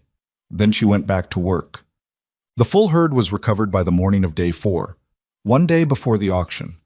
38 animals out of 41 had come through the gather without significant injury. 2 had scrapes and 1 cow had a swollen leg that Garrett assessed as bruised rather than broken, which meant she could walk but wouldn't be presented at auction. 37 animals, not the 40 Marlowe had planned for. She reworked the numbers that evening, calculating what 37 head at the expected price range would yield. It was close. It was uncomfortably close. If the bidding came in at the midpoint of her projections, they would cover the loan balance with a margin of roughly $400, which felt like walking a plank over deep water. "Tell me the range again," Coulter said. He was sitting across the desk from her, in the same position he'd taken the first night she'd laid out the loan numbers, 8 months ago. She told him. $400 margin at midpoint, he said. Yes. And if prices come in below midpoint, then we fall short. By how much? She told him that too. It wasn't catastrophic. It wasn't good. Coulter looked at the ceiling for a moment. Then he said, "My mother has some capital set aside. Not a lot. I've never asked her for money since I took over the ranch." "How much?" He named a number. "That would cover the shortfall if prices come in 10% below midpoint," Marlowe said. She thought about it. "It would be a loan between family members. I'd want it documented and repaid." She wouldn't. "I'd want it documented," she said again. "Not for her sake, for ours. We don't build something real on informal debts." He looked at her for a moment, and something shifted in his expression that she couldn't quite read. "You'd ask her yourself." "If you want me to." "She doesn't like you." "I know." A beat. "I think she's starting to respect me, which is more useful." He almost laughed. It came out as a rough exhale, which was close enough. "I'll call on her tomorrow morning, before the auction." What? The morning of the auction was cold and clear, the kind of October morning that came in with a hard edge and no ambiguity about the season. The fairgrounds opened at first light, and the cattle were moved in through the early hours, Garrett and Soto directing the handling with the efficiency of men who had spent 4 days in a crisis and come out the other side too tired for anything but competence. Buyers arrived through the mid-morning. Some Marlowe recognized from correspondence. Others she didn't. 12 confirmed buyers and 4 additional who had come without notice, which was better than she'd let herself hope for. She stood near the entry with a handwritten list and checked names as they came in, greeting each buyer briefly and directing them to the registration table that Coulter had set up near the pen entrance. She had put on her best dress that morning, which was not a particularly impressive dress, but was clean and pressed and represented a deliberate choice about how to present herself. She did not try to look like something she wasn't. She simply looked like herself, presented carefully. Roy Delacroix was not among the buyers. She had not expected him to be. But Coot Alderman had positioned himself on the road outside the fairgrounds, which she noticed on her third trip between the pens and the entry. He wasn't doing anything, technically. He was simply there. She walked over to him. "Coot," she said. He had the expression of a man who had come to watch something fail. "Mrs. Vance, big day." "It is." She kept her voice pleasant. "I filed a report with the county assessor's office yesterday regarding a pattern of interference with our operation over the past several months. I thought you should know that." She paused. "The documentation is fairly complete."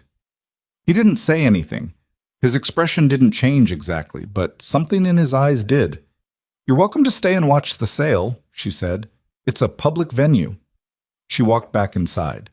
The auction itself started at 10 o'clock.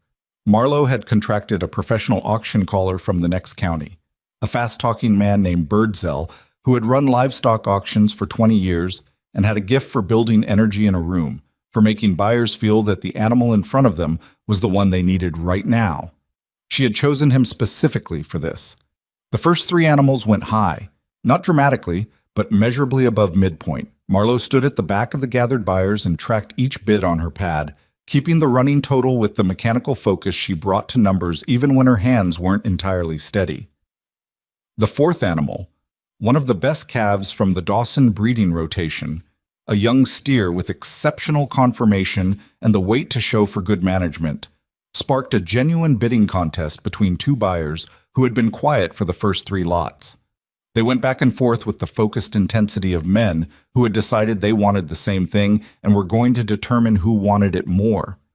The gavel came down at a price that was 30% above Marlowe's high projection for that animal. She wrote the number down. She checked it. She wrote it again because she wanted to make sure her hand had not made an error. Coulter appeared at her elbow. He had seen the bid from across the room. "Was that right?" he said quietly. "Yes," she said. He exhaled slowly. "Keep going," he said, not to her exactly, but to the room, to the situation, to whatever combination of effort and circumstance had brought them to this moment. The next animal went to the quiet buyer from the Eastern Market, the one who had arrived by the referral chain, whose budget had made her read his letter twice. He bid with the unhurried confidence of someone who knows what things are worth and is willing to pay for it, and he secured the animal at a price that revised Marlowe's running total upward again. By the 15th lot, they were above midpoint across the board. By the 20th, they were above her high projection on 11 of 20 animals. The room had the specific energy of a sale that has found its own momentum, buyers feeding off each other's engagement, Birdsell reading it perfectly and keeping the pace at exactly the speed that maintained urgency without creating fatigue. Marlowe tracked every bid. Her total climbed. Estelle Vance had come. Marlowe had not known she would. She arrived at noon, walked in without announcement, and took a position near the wall where she could see both the animals and the buyers and her son. She did not speak to Marlowe, but when the bidding on the 22nd lot drove the price past the point where the loan shortfall was covered, past the point where the morning's margin calculation became irrelevant, Estelle looked across the room and met Marlowe's eyes. She gave her a single nod, small, brief. Marlowe turned back to her pad and kept writing. The last animal sold at 4 in the afternoon. Birdsell brought the gavel down on a final lot that had produced one more bidding contest, one more price above projection, and the room settled into the quiet aftermath of something that had run its course. Marlowe added the final number to her total. She added it twice. She sat down on a nearby fence rail because her legs had been holding her up for 8 hours, and they were done with that. Coulter came and stood beside her. He didn't say anything for a moment. "What's the number?" he finally asked. She told him. The loan balance, the bank payment, the margin after. He sat down next to her on the fence rail. They were both dusty and tired, and the fairground smelled of cattle and autumn and the particular combination of effort and relief that doesn't have a proper name. "That's enough," he said. "That's more than enough." "Yes," she said. He put his hand over hers on the fence rail. It was the first time he'd done anything like that. Simple and direct and without prelude. She didn't move her hand. Marlowe, he said. I want to say something and I want to say it correctly. She waited. I propose this marriage as a business arrangement, he said, and you came into it as one. I want you to know that it stopped being just that for me a while ago. I don't know exactly when. He looked at their hands on the fence rail. I thought you should know. She was quiet for a moment, which he had learned by now to recognize as thought and not withdrawal. I know, she said. It stopped being just that for me, too. He looked at her. A while ago, she added. Outside, the sun was dropping toward the flat horizon, and the cattle were settling in the pens, and somewhere across the county. Roy Delacroix was receiving, through whatever channels delivered such things to men like him, the information that the Vance auction had succeeded, that the ranch was not going to be sold, that the woman he had dismissed and harassed and worked against for the better part of a year was still there, still standing, still holding the numbers that made the land work. Marlowe stood up from the fence rail and straightened her dress and picked up her ledger. There were settlement documents to sign, buyers to thank, animals to move back to the property, a payment to arrange with Briggs that she intended to hand-deliver herself, in full, in cash, with a receipt she would keep in the office file for the rest of her life. She had done the arithmetic correctly. She always did the arithmetic correctly. But this time, the numbers had also done something she hadn't quite planned for. They had built something between her and Coulter and the land and the people who worked it that was harder to name than profit and more valuable than anything she had written in a ledger. She walked back into the fairgrounds to finish what she had started. The payment to Harlan Briggs happened on a Thursday morning, 11 days after the auction.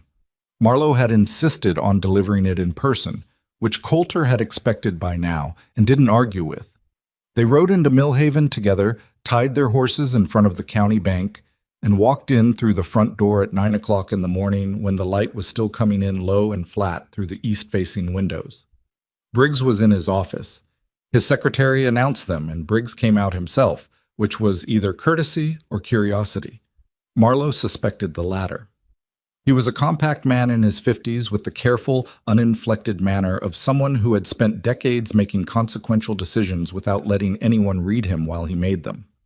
He shook Coulter's hand and nodded at Marlowe in the way of a man who had not quite decided how to categorize her. "Mr. Vance," he said, "I understand you have a settlement payment." "We do," Marlowe said. She opened the document case she'd carried in and placed on his desk the settlement letter, the payment draft, and a full accounting of the auction proceeds with the buyer names and final prices itemized. Full balance of the accelerated loan plus the accrued interest through today's date.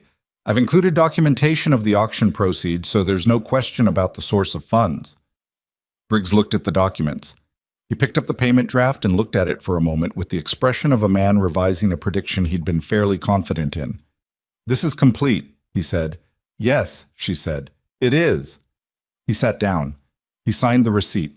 He stamped the loan documents as satisfied and handed copies across the desk with the smooth, practiced efficiency of someone completing a transaction they'd performed 1,000 times, except that the quality of his silence suggested this particular transaction was not sitting entirely comfortably with him. Coulter took the stamped documents. He didn't say anything.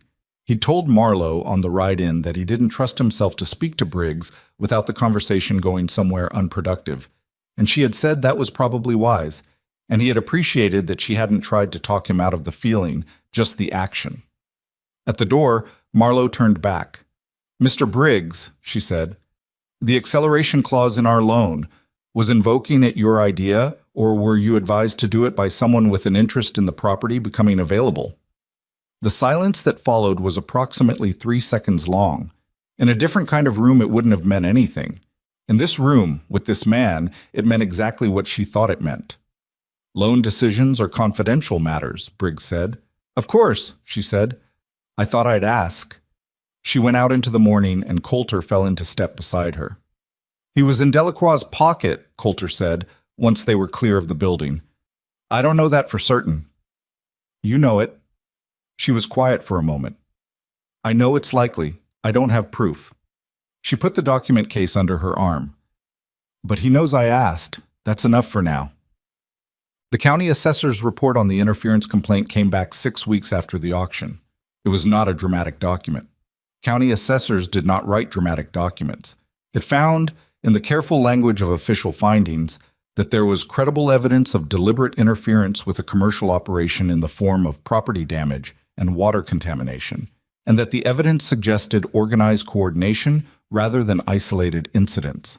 It recommended that the findings be referred to the county sheriff for further investigation. Whether the sheriff would pursue it was another question.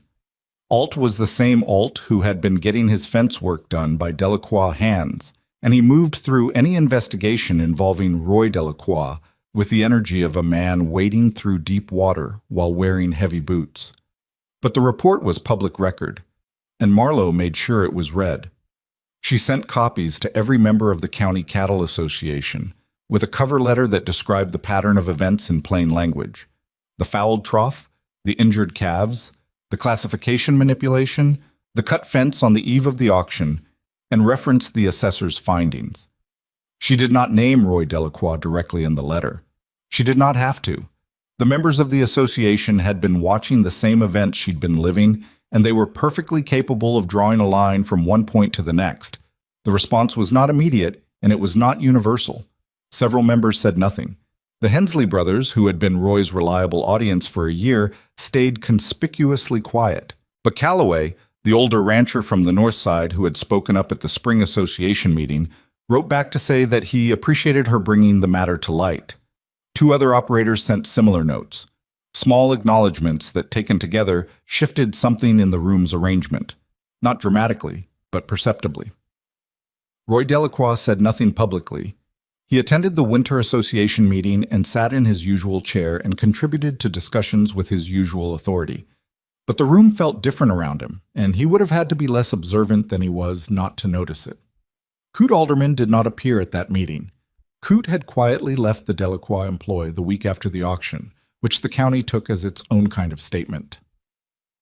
The winter was the first season Marlowe spent on the ranch that felt, in some partial and tentative way, like belonging. It was not a warm winter, and it was not an easy one. The creek ran lower than the previous year through January, which put pressure on the water management and required moving the herd twice to optimize access to what was available. The Southeast Corner project, the second reclamation she'd planned, the bowl-shaped section that Garrett had flagged a year earlier, got started in February and went slower than projected because the ground was harder than expected, and one of the contracted hands left for other work halfway through, requiring a replacement who needed time to get up to speed. She did not love difficulty.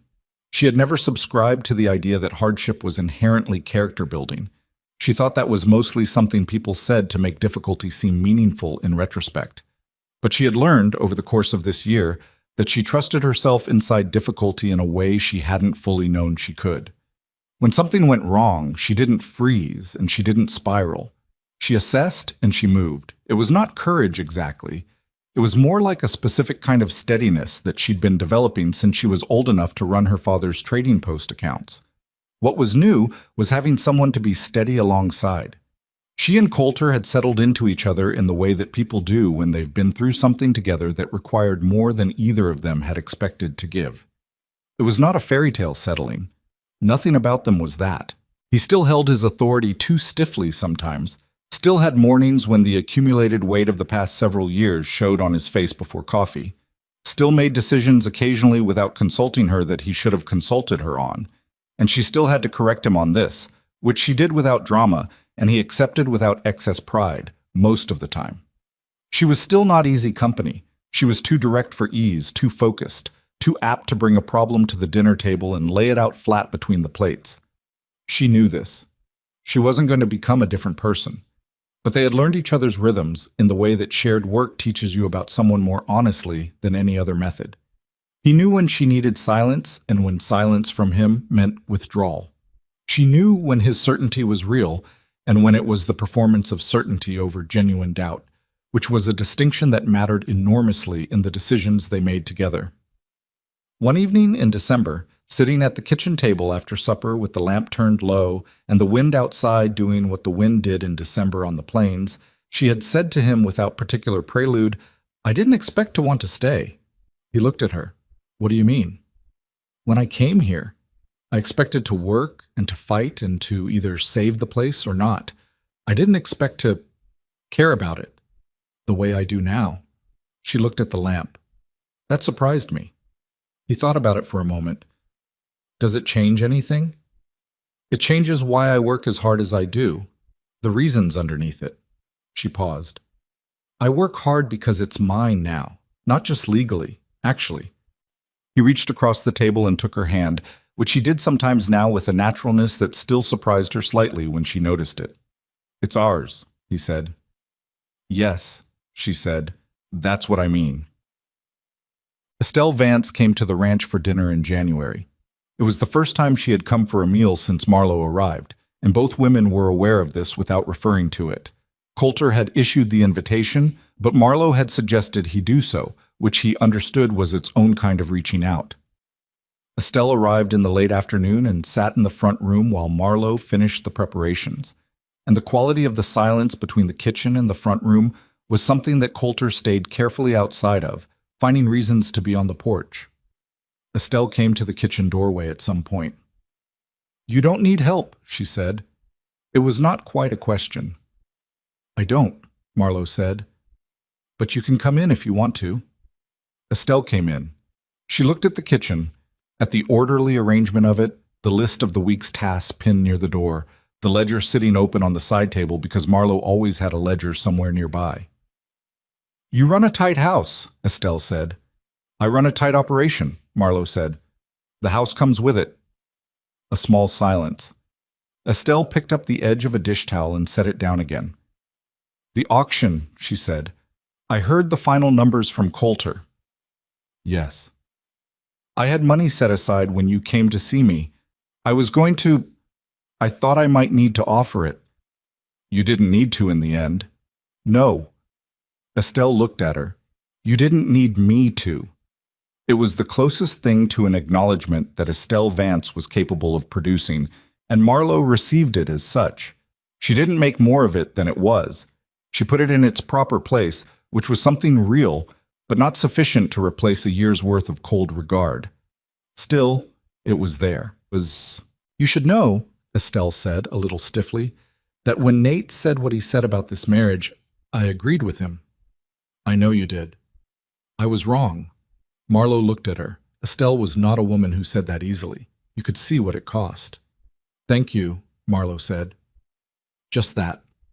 Dinner was not warm, and it was not simple.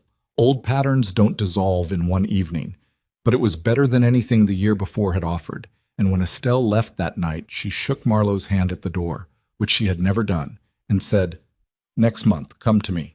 I'll cook." After she was gone, Coulter said, "She's never invited anyone to dinner she didn't already like." "I know," Marlowe said. She went back inside. Tampo. The spring brought changes that ran faster than Marlowe had projected, which was unusual. She generally projected conservatively enough that reality ran a little behind. The southeast corner came back. Not all at once and not perfectly, but the new grass established itself through March and April in a way that moved the project from the tentative column to the real one, and by May the section was carrying 8 head that would have had no grazing ground otherwise. Small number. Real progress. More significantly, the second breeding rotation under the Dawson arrangement produced a calf crop that was, by every measurable standard, the best the Vance operation had seen in its history. Not by a dramatic margin, by a consistent one, which was more valuable. Consistent quality, season over season, was what built a reputation, and reputation was what made buyers come back. Abner Kirsch came back. He came in person this time, without a representative, which Garrett noted was unusual for a buyer of his volume. He walked the herd with Marlowe on a Tuesday morning in early May, asking questions she answered with the specificity he'd come to expect from her correspondence. And at the end of the walk, he said he wanted to discuss a forward contract. "A what?" Coulter asked, when she brought it back to the office that evening. "A contract for next year's animals, priced today. He locks in a volume and a price. We commit to delivery of cattle meeting the documented quality standards." She sat down. It's common in larger markets, less common here. What's he offering? She named the price. Coulter was quiet. The price was good. It was better than good. It was the kind of stability that the Vance operation had never had, not reacting to the market each year, but knowing a full season ahead what the animals were worth and what the cash flow would look like. What's the catch? He asked. If we can't deliver the volume or the quality, we're liable for the shortfall. She looked at the numbers she'd written. It's a risk in a bad year. It's an enormous advantage in a normal year. Do we think next year will be a normal year? I think we're managing the land well enough now that we can tolerate more variance than we could a year ago. She tapped the page. The western pasture is fully established. The southeast corner is coming on. The breeding line is consistent. We have more resilience than we did. So you think we should take it? I think we should negotiate the quality threshold definition before we sign anything, because the current draft language is vague enough to create disputes. But yes, I think we should take it. He nodded. Then we take it. The negotiation with Kirsch took 10 days of correspondence and one in-person meeting at which Marlowe produced a revised quality threshold clause that she had written herself, referencing language from 2 other forward contracts she'd obtained through the trade network she'd built over the past year. Kirsch's lawyer looked at it, made 2 small changes, and accepted the rest. When the contract was signed, Marlowe put it in the office file, in the drawer that now held, alongside the loan satisfaction documents and the assessor's report and the original breeding agreement with Dawson, a year's worth of evidence that the ranch was a different thing than it had been. She looked at the file for a moment before closing the drawer. She thought about the day she'd arrived, the heat, the hands watching from the fence, Denny Pruitt's low whistle, the ledgers in the wooden box that had been a mess of unreconciled columns and misplaced receipts, the payment schedule she'd put on the wall, which Estelle Vance had looked at with something between insult and shock. The payment schedule was still on the wall. Every date on it had been met. She closed the drawer. And so summer came, and with it the particular satisfaction of work that has compounded. Small decisions made months ago producing visible results now. Investments of time and effort arriving in the form of better grass, heavier cattle, a water management system that was handling the dry months better than it ever had. Garrett asked her one afternoon, while they were checking the fence line along the north section, whether she'd thought about bringing on another permanent hand. The operation's grown enough, he said. One more body would let us develop the southeast section faster and give us coverage on the breeding rotation without stretching Soto so thin. She had thought about it. Who do you have in mind? He named a man, a younger hand named Reese, who had worked a neighboring property and was looking for steadier employment. He's good with cattle, better than good, and he's not the kind who talks too much about the people he works for. That last quality, she understood, was Garrett's way of saying the man was trustworthy. Have him come by next week. I'll talk to him. Reese came by on a Wednesday and sat in the kitchen and talked to Marlowe for 40 minutes while she assessed him the way she assessed everything, directly, without ornamentation, asking exactly what she wanted to know and listening to the answers more carefully than most people would have thought necessary for a ranch hand interview. Coulter sat in on the second half of the conversation and added 3 questions of his own. After Reese left, Coulter said, "Hire him." "I already decided to," she said. "Then why did you wait for me to say it?" "I didn't wait for you to say it. I wanted to know if you saw what I saw." "Which was?" "A man who tells the truth when the easier answer would be something else." She closed her notebook. Garrett knew. That's why he suggested him. Coulter smiled at that. The easy smile that had been appearing more often this past year, the one that didn't have exhaustion behind it. "You and Garrett have your own language." "We speak the same dialect," she said. "Practical." Roy Delacroix's reversal of position arrived in the form of a letter in August. He wrote it himself, in his own hand, which the county would have found remarkable if they'd known, because Roy Delacroix was not a man who wrote his own letters. The letter was formally polite in the way of correspondence that has been considered carefully and revised more than once. It expressed his regard for the Vance operation's recent performance. It referenced the upcoming renewal of the county water allocation process and suggested that a meeting between their 2 operations might be mutually beneficial in approaching the assessor jointly. It noted that well-managed neighboring properties generally produced better outcomes for everyone. Marlowe read it 3 times. He wants to cooperate, Coulter said, reading over her shoulder. He wants to manage the situation, she said. He's realized we're not going anywhere, and he'd rather have us positioned as partners than as adversaries who have a public assessor's report about interference. Is there a difference? The outcome might look similar. The motivation is different. She set the letter on the desk. We can meet with him. We should meet with him. Having a functional relationship with the largest operation in the county is better than an ongoing war. Even after everything he did. She looked at the letter. People do what they think they can get away with. When they realize they can't get away with it anymore, they adjust. That's not the same as rehabilitation. It's just recalculation. She paused. I'm not interested in punishing Roy Delacroix. I'm interested in running a successful operation. If he's calculated that cooperation serves him, then cooperation is what we offer, with clear boundaries and nothing on a handshake. Coulter sat down. You'd sit across a table from him.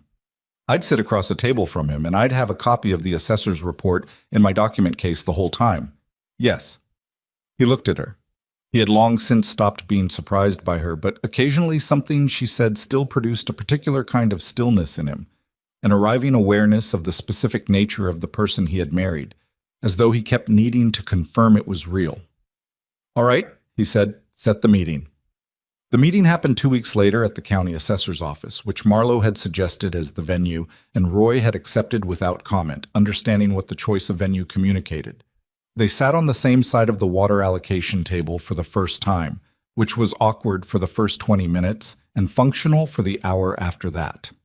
Roy Delacroix was careful in his language. He said nothing that acknowledged anything, but he was also genuinely informed about the water situation and what the formal allocation process would produce if left to the assessor alone. And his analysis aligned with Marlowe's on the key points. They produced a joint position statement that both operations could submit, which would carry more weight than either submission alone. At the end of the meeting, Roy stood and extended his hand to Coulter, who shook it. Then he turned to Marlowe.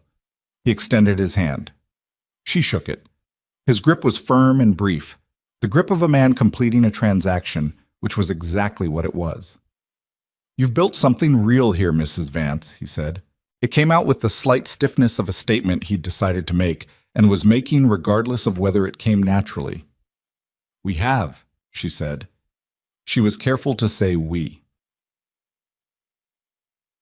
Us. The fall market that year ran through the forward contract with Kirsch, and also a supplementary sale of the remaining animals that the contract hadn't covered. The prices on the supplementary sale ran higher than the contracted rate, which meant they had left some money on the table by contracting, a fact that she noted, dispassionately, and filed in the category of information useful for future decisions, neither regretting the contract nor pretending the gap wasn't there.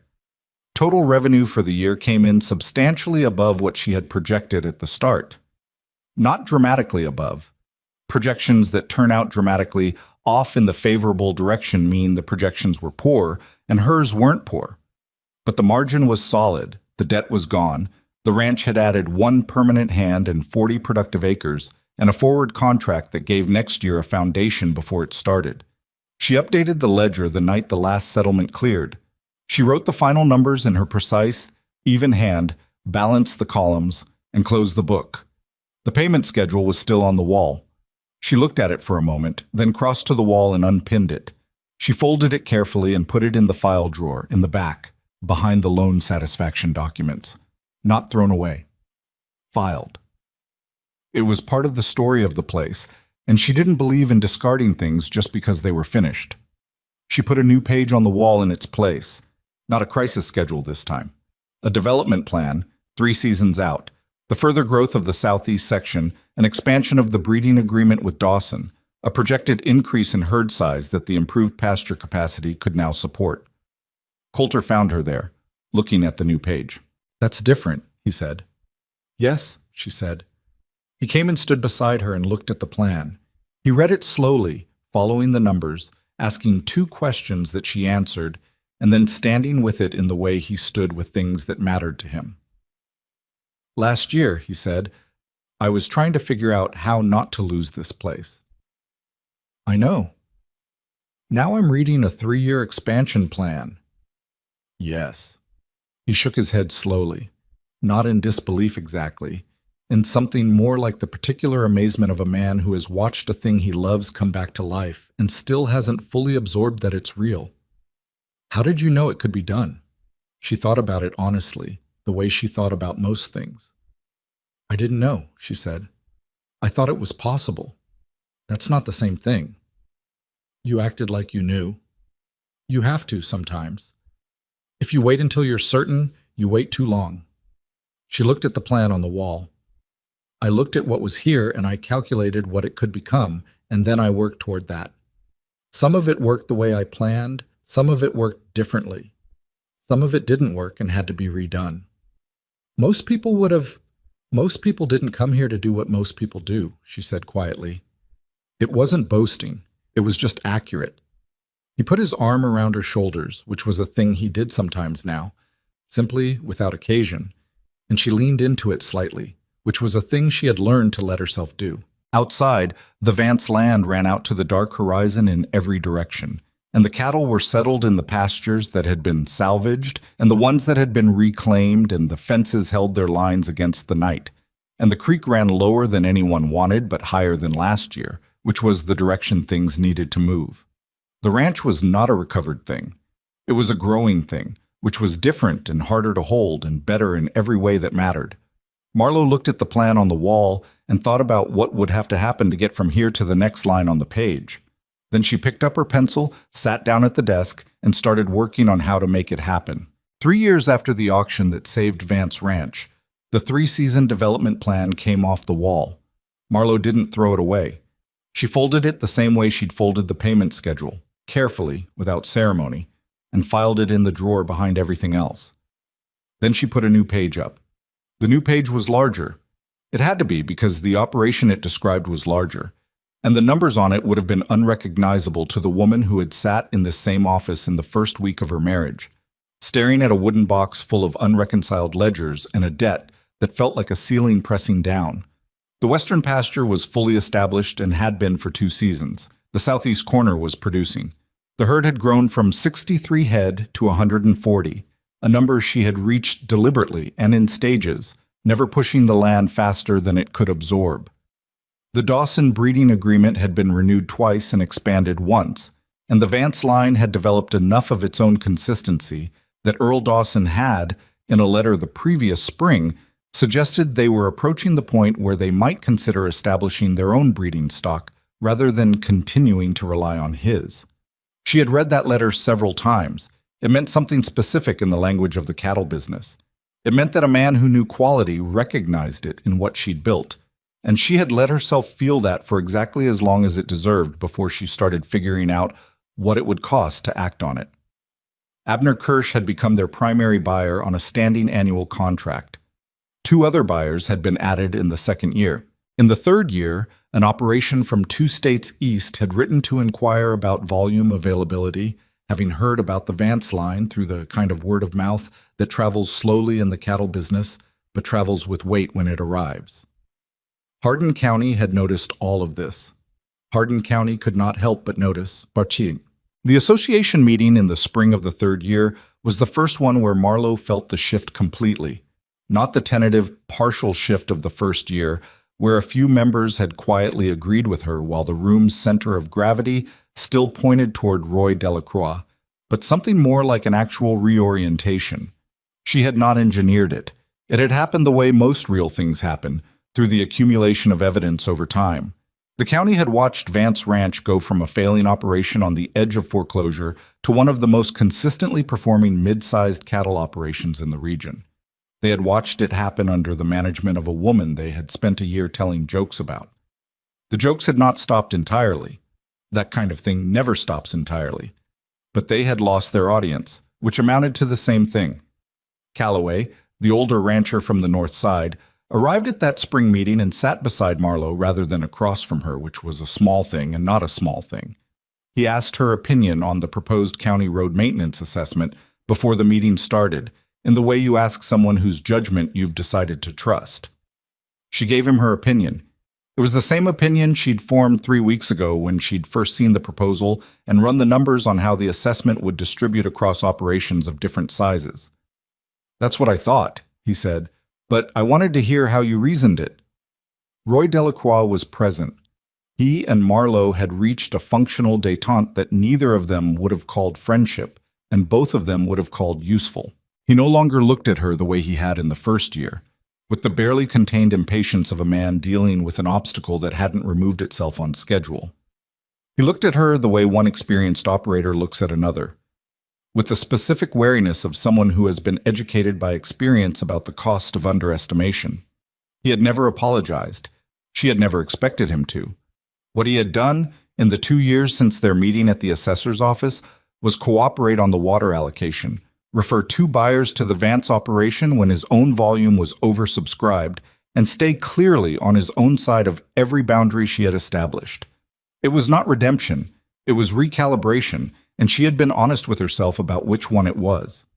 At the end of that meeting, a younger rancher, a man named Price, who had started a small operation on the county's western edge 2 years prior and was struggling with the same early-stage problems every small operation struggled with, stopped her on the way out. "Mrs. Vance," he said. He was maybe 26, with the look of someone working very hard to appear more certain than he felt. I've read about the forward contract arrangement you use with your primary buyer. I was wondering if I could ask you some questions about how you structured it." She looked at him. He reminded her slightly of no one she could specifically name, which was probably why he reminded her of something more general, the specific anxiety of someone who has taken on more than they were sure they could handle and is trying to figure out how not to show it. "Come by the ranch next week," she said, "Tuesday afternoon. Bring your current buyer correspondence and your last 2 seasons of sale records." He blinked. "You'd look at my records?" "I'd look at your records and tell you what I see. After that, what you do with it is your business." She paused. "The county does better when all the operations do better. That's not generosity. It's arithmetic." He came on Tuesday with a folder of papers that were in approximately the same condition her files had been in the first week she'd arrived at Vance Ranch. She went through them at the kitchen table while Coulter sat at the far end reading through the new acreage proposal she was developing. And she told Price what she saw in the same flat, direct way she told anyone anything. He left 3 hours later with a list of specific things to address, a referral to the trade publication she'd found most useful, and the name of a buyer contact she thought might suit his volume and quality level. She did not charge him for any of it. She also did not make it warm and mentor-like, because that was not her nature, and pretending it was would have helped neither of them. Coulter looked up after Price's wagon had gone. "Word's going to get around that you'll do that." "I know," she said. "You might end up with a lot of young ranchers at your kitchen table." "I know that too." She picked up the acreage proposal. "I'll deal with it when it becomes a problem. Right now, it's just one person." The question of acreage came to a head in the 4th year. It came through a legal notice, a parcel adjacent to the Vance property's northern boundary, 40 acres that had been operated by an aging rancher named Cates, who had no children and no heir, and had finally made the decision to sell. The notice went out to interested parties through the county registrar, and Marlowe saw it the same day it was posted. She had been watching that parcel for 2 years, not with urgency and not with the predatory attention that characterized how Roy Delacroix had watched the Vance Eastern section before the auction, with the practical awareness of someone who understood what a particular piece of ground could do for an operation if the timing and the terms were right. The timing was right. The terms were a question. She rode out to see Cates herself. He was 73, living alone in a house that needed more work than he could give it, and he received her on his porch with the unhurried manner of someone who had simplified his needs down to the essentials. "I know why you're here," he said. "Then I'll skip the preamble," she said. "What do you need for it?" He named a price that was fair, not below market, not inflated. A man asking what the land was worth, not what he could get. She named a counter that was slightly below his number, not as an insult but as a negotiation, and gave him her reasoning for the difference, which related to the condition of the north fence line and the cost of the remediation work that would be required before the parcel was productive. He considered this and came back with a number between the two, and they shook hands on the porch in the early morning before the heat came. When she brought the terms back to Coulter, he looked at them and said, "The north fence line. It'll need to come out and be replaced entirely. That's real cost." She pointed to the line in her notes where she'd estimated it. "But the grass is good, better than our current north section, actually. Kate's kept it in decent shape, even when he was winding down. We can finance the purchase outright? With a small draw on the operating reserve, it leaves us thinner than I'd like for 6 months, but the pasture capacity it adds means we can move to 160 head by next spring without overloading the land, which is what the Kirsch contract for next year requires if we want to hold the volume commitment." He nodded slowly. He had gotten better, over 4 years, at following the chain from one decision to the next, seeing the way a fence line connected to a head count, connected to a contract commitment, connected to a cash position. It was not natural to him the way it was natural to her, but he'd learned it in the same patient way he'd learned other things she'd brought to the operation. "Do it," he said. The Cates parcel closed in September. 200 acres of Vance Ranch became 240. The north fence line came out and was replaced over 4 weeks by a crew that Garrett organized with the same quiet efficiency he brought to everything. And by the time the first colt arrived, the new pasture was incorporated into the rotation, and the herd had already begun to use it. Garrett walked the new fence with Marlowe on the last day of the work, checking the line from one end to the other. At the far northern corner, where the new fence met the old and the Vance land stretched back south as far as either of them could see, he stopped. "You remember what this place looked like when you came," he said. It wasn't a question. "Yes." "It didn't look like this." "No," she said. "It didn't." He was quiet for a moment. Garrett was always quiet, but this had a different quality. The quiet of someone arriving at something he'd been approaching for a while. "I've worked this land for a long time," he said. "Worked it under Coulter's father. Worked it under Coulter. I didn't think it had this in it." She looked at the land. "The land always had it," she said. "It just needed someone to work it right." He gave her a long look, the specific look of a man deciding whether to say the next thing. Then he said it. "You're the best operator I've ever worked for. I thought you should know that." From Garrett Phelps, who had said she was recoverable land and meant it as a compliment, this was as complete a statement as the man was capable of making. She received it without deflecting and without making too much of it. "Thank you, Garrett," she said. They walked the rest of the fence line without speaking, which was exactly right. What nobody tells you about building something from the ground up is how ordinary most of it feels while you're doing it. Marlowe had thought about this in the way she thought about most things, directly, without romanticizing it. People would ask her, in later years, what it had been like to turn a failing ranch into a thriving operation, and the honest answer was that it had been a series of mornings that required getting up and doing the next specific thing, and then the morning after that, and then the one after that. There was no single moment where it shifted from one category to the other. There was just the accumulation of decisions made well enough often enough that the direction of travel was consistently forward. Some of those decisions had been wrong. She didn't hide this.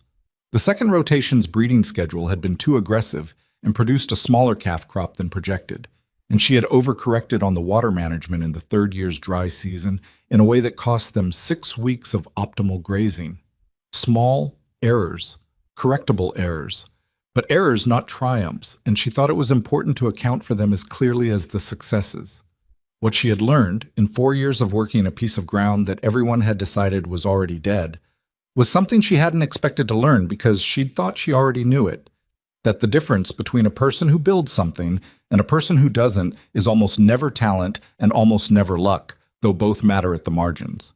The difference is the willingness to stay inside the difficulty long enough for the work to compound. Most people leave before it compounds. They leave when it's still just hard, before it's become anything else.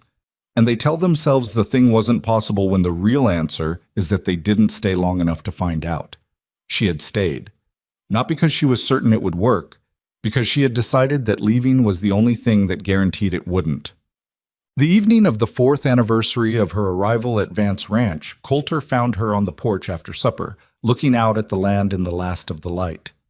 He brought 2 cups of coffee and sat beside her, which was where he sat most evenings now, in the comfortable and slightly worn way of 2 people who have inhabited the same space long enough that the space has shaped itself around them. 4 years, he said. Yes. You know what I was thinking about today? What? Denny Pruitt, he said. When you drove up that first day, that whistle he did. She almost smiled. I remember. He asked me last month if he could put in for a permanent hand position, said he's been here long enough and wanted something more stable. Coulter glanced at her. I told him to talk to you. He hasn't talked to me. He's working up to it. A pause. He's a little afraid of you. He should have thought of that before the whistle, she said. Coulter laughed. The real laugh, the one without any weight behind it, the one that had taken most of the first year to appear and was now a regular feature of the evenings. Are you going to hire him? She considered it. He's reliable. He works hard. He stopped making comments about things that aren't his business about 2 years ago. She picked up her coffee. Probably. They were quiet for a while. The cattle had settled for the night in the far pasture, and the land had gone to the long, flat blue of dusk, and the fence lines they could see from the porch held their straight, careful geometry against the fading light. What's next? Coulter asked. He meant it genuinely. Asked it the way he always asked it now, as a partner, asking another partner, not as a man asking someone he'd hired to solve a problem. She had been thinking about it. The answer when she gave it to him was not dramatic. It was specific. A targeted expansion of the breeding program, the development of a direct relationship with a processor in the Eastern market that would let them sell finished animals rather than just feeders, and the possibility, still in the tentative stage, still running the numbers, of a small parcel on the western boundary that had come available through a different kind of circumstance than the Cates land. He listened. He asked 2 questions. He said what he thought, which was sometimes the same as what she thought and sometimes not. And when it wasn't, they talked through it the way they had learned to talk through things, without one of them performing certainty they didn't have, without either of them needing to win. This was the thing she hadn't put in any ledger, because it didn't fit in a ledger, the specific value of a partnership where both people had learned to be honest about what they knew and what they didn't. It was harder to build than a cattle operation, and it had no measurement that she'd found. But she thought, in the objective way she thought about most things, that it was probably the most important thing she'd built in 4 years. The light went down, and the first stars came out over the land that was theirs, all 240 acres of it, and the coffee cooled in their cups while they sat on the porch and talked about what came next. In the county, the story of Marlowe Vance had been revised and revised again over 4 years until what remained bore little resemblance to the joke that had circulated in the first weeks of her marriage. She knew this not because anyone told her directly. She was not the kind of person people told things to directly, but because the evidence accumulated in the ways that evidence does, in the way people spoke to her at the association meetings, in the letters that arrived asking for advice or referrals, or simply for her opinion on a county matter, in the way young Price had sat at her kitchen table and taken notes like he was being taught something worth knowing. She had not set out to change the county's mind about her. She had set out to make the ranch work. The change of mind was a byproduct of the work, not a goal of it, and that distinction mattered to her because she had seen what happened to people who confused the two, who did the work for the audience rather than for the result, and who ended up with an audience and no result. The result was here. It was in the ledger in the office, and the cattle in the pasture, and the fence lines running true across the dark land, and the plan on the wall that would carry them into the next 3 years. She would still be here in 3 years. She knew this the way she knew the things she had earned the right to be certain about. Not because the future was guaranteed, nothing was, and the drought could come back, and the prices could fall, and the work would always find new ways to be difficult, but because she had long since stopped measuring her commitment to this place by how hard it was. The hard was just part of it, the part before the part that mattered. She finished her coffee. The stars were fully out now, the particular density of them that you only saw from flat open country, and the land below them was quiet and large and genuinely hers. She picked up the cups and went inside, and Coulter held the door. and behind them the ranch settled into the night. Not perfect, not finished, not the end of anything, but alive in the way that things are alive when someone has decided to refuse every other outcome. That was enough. That had always been enough. It was more than enough now.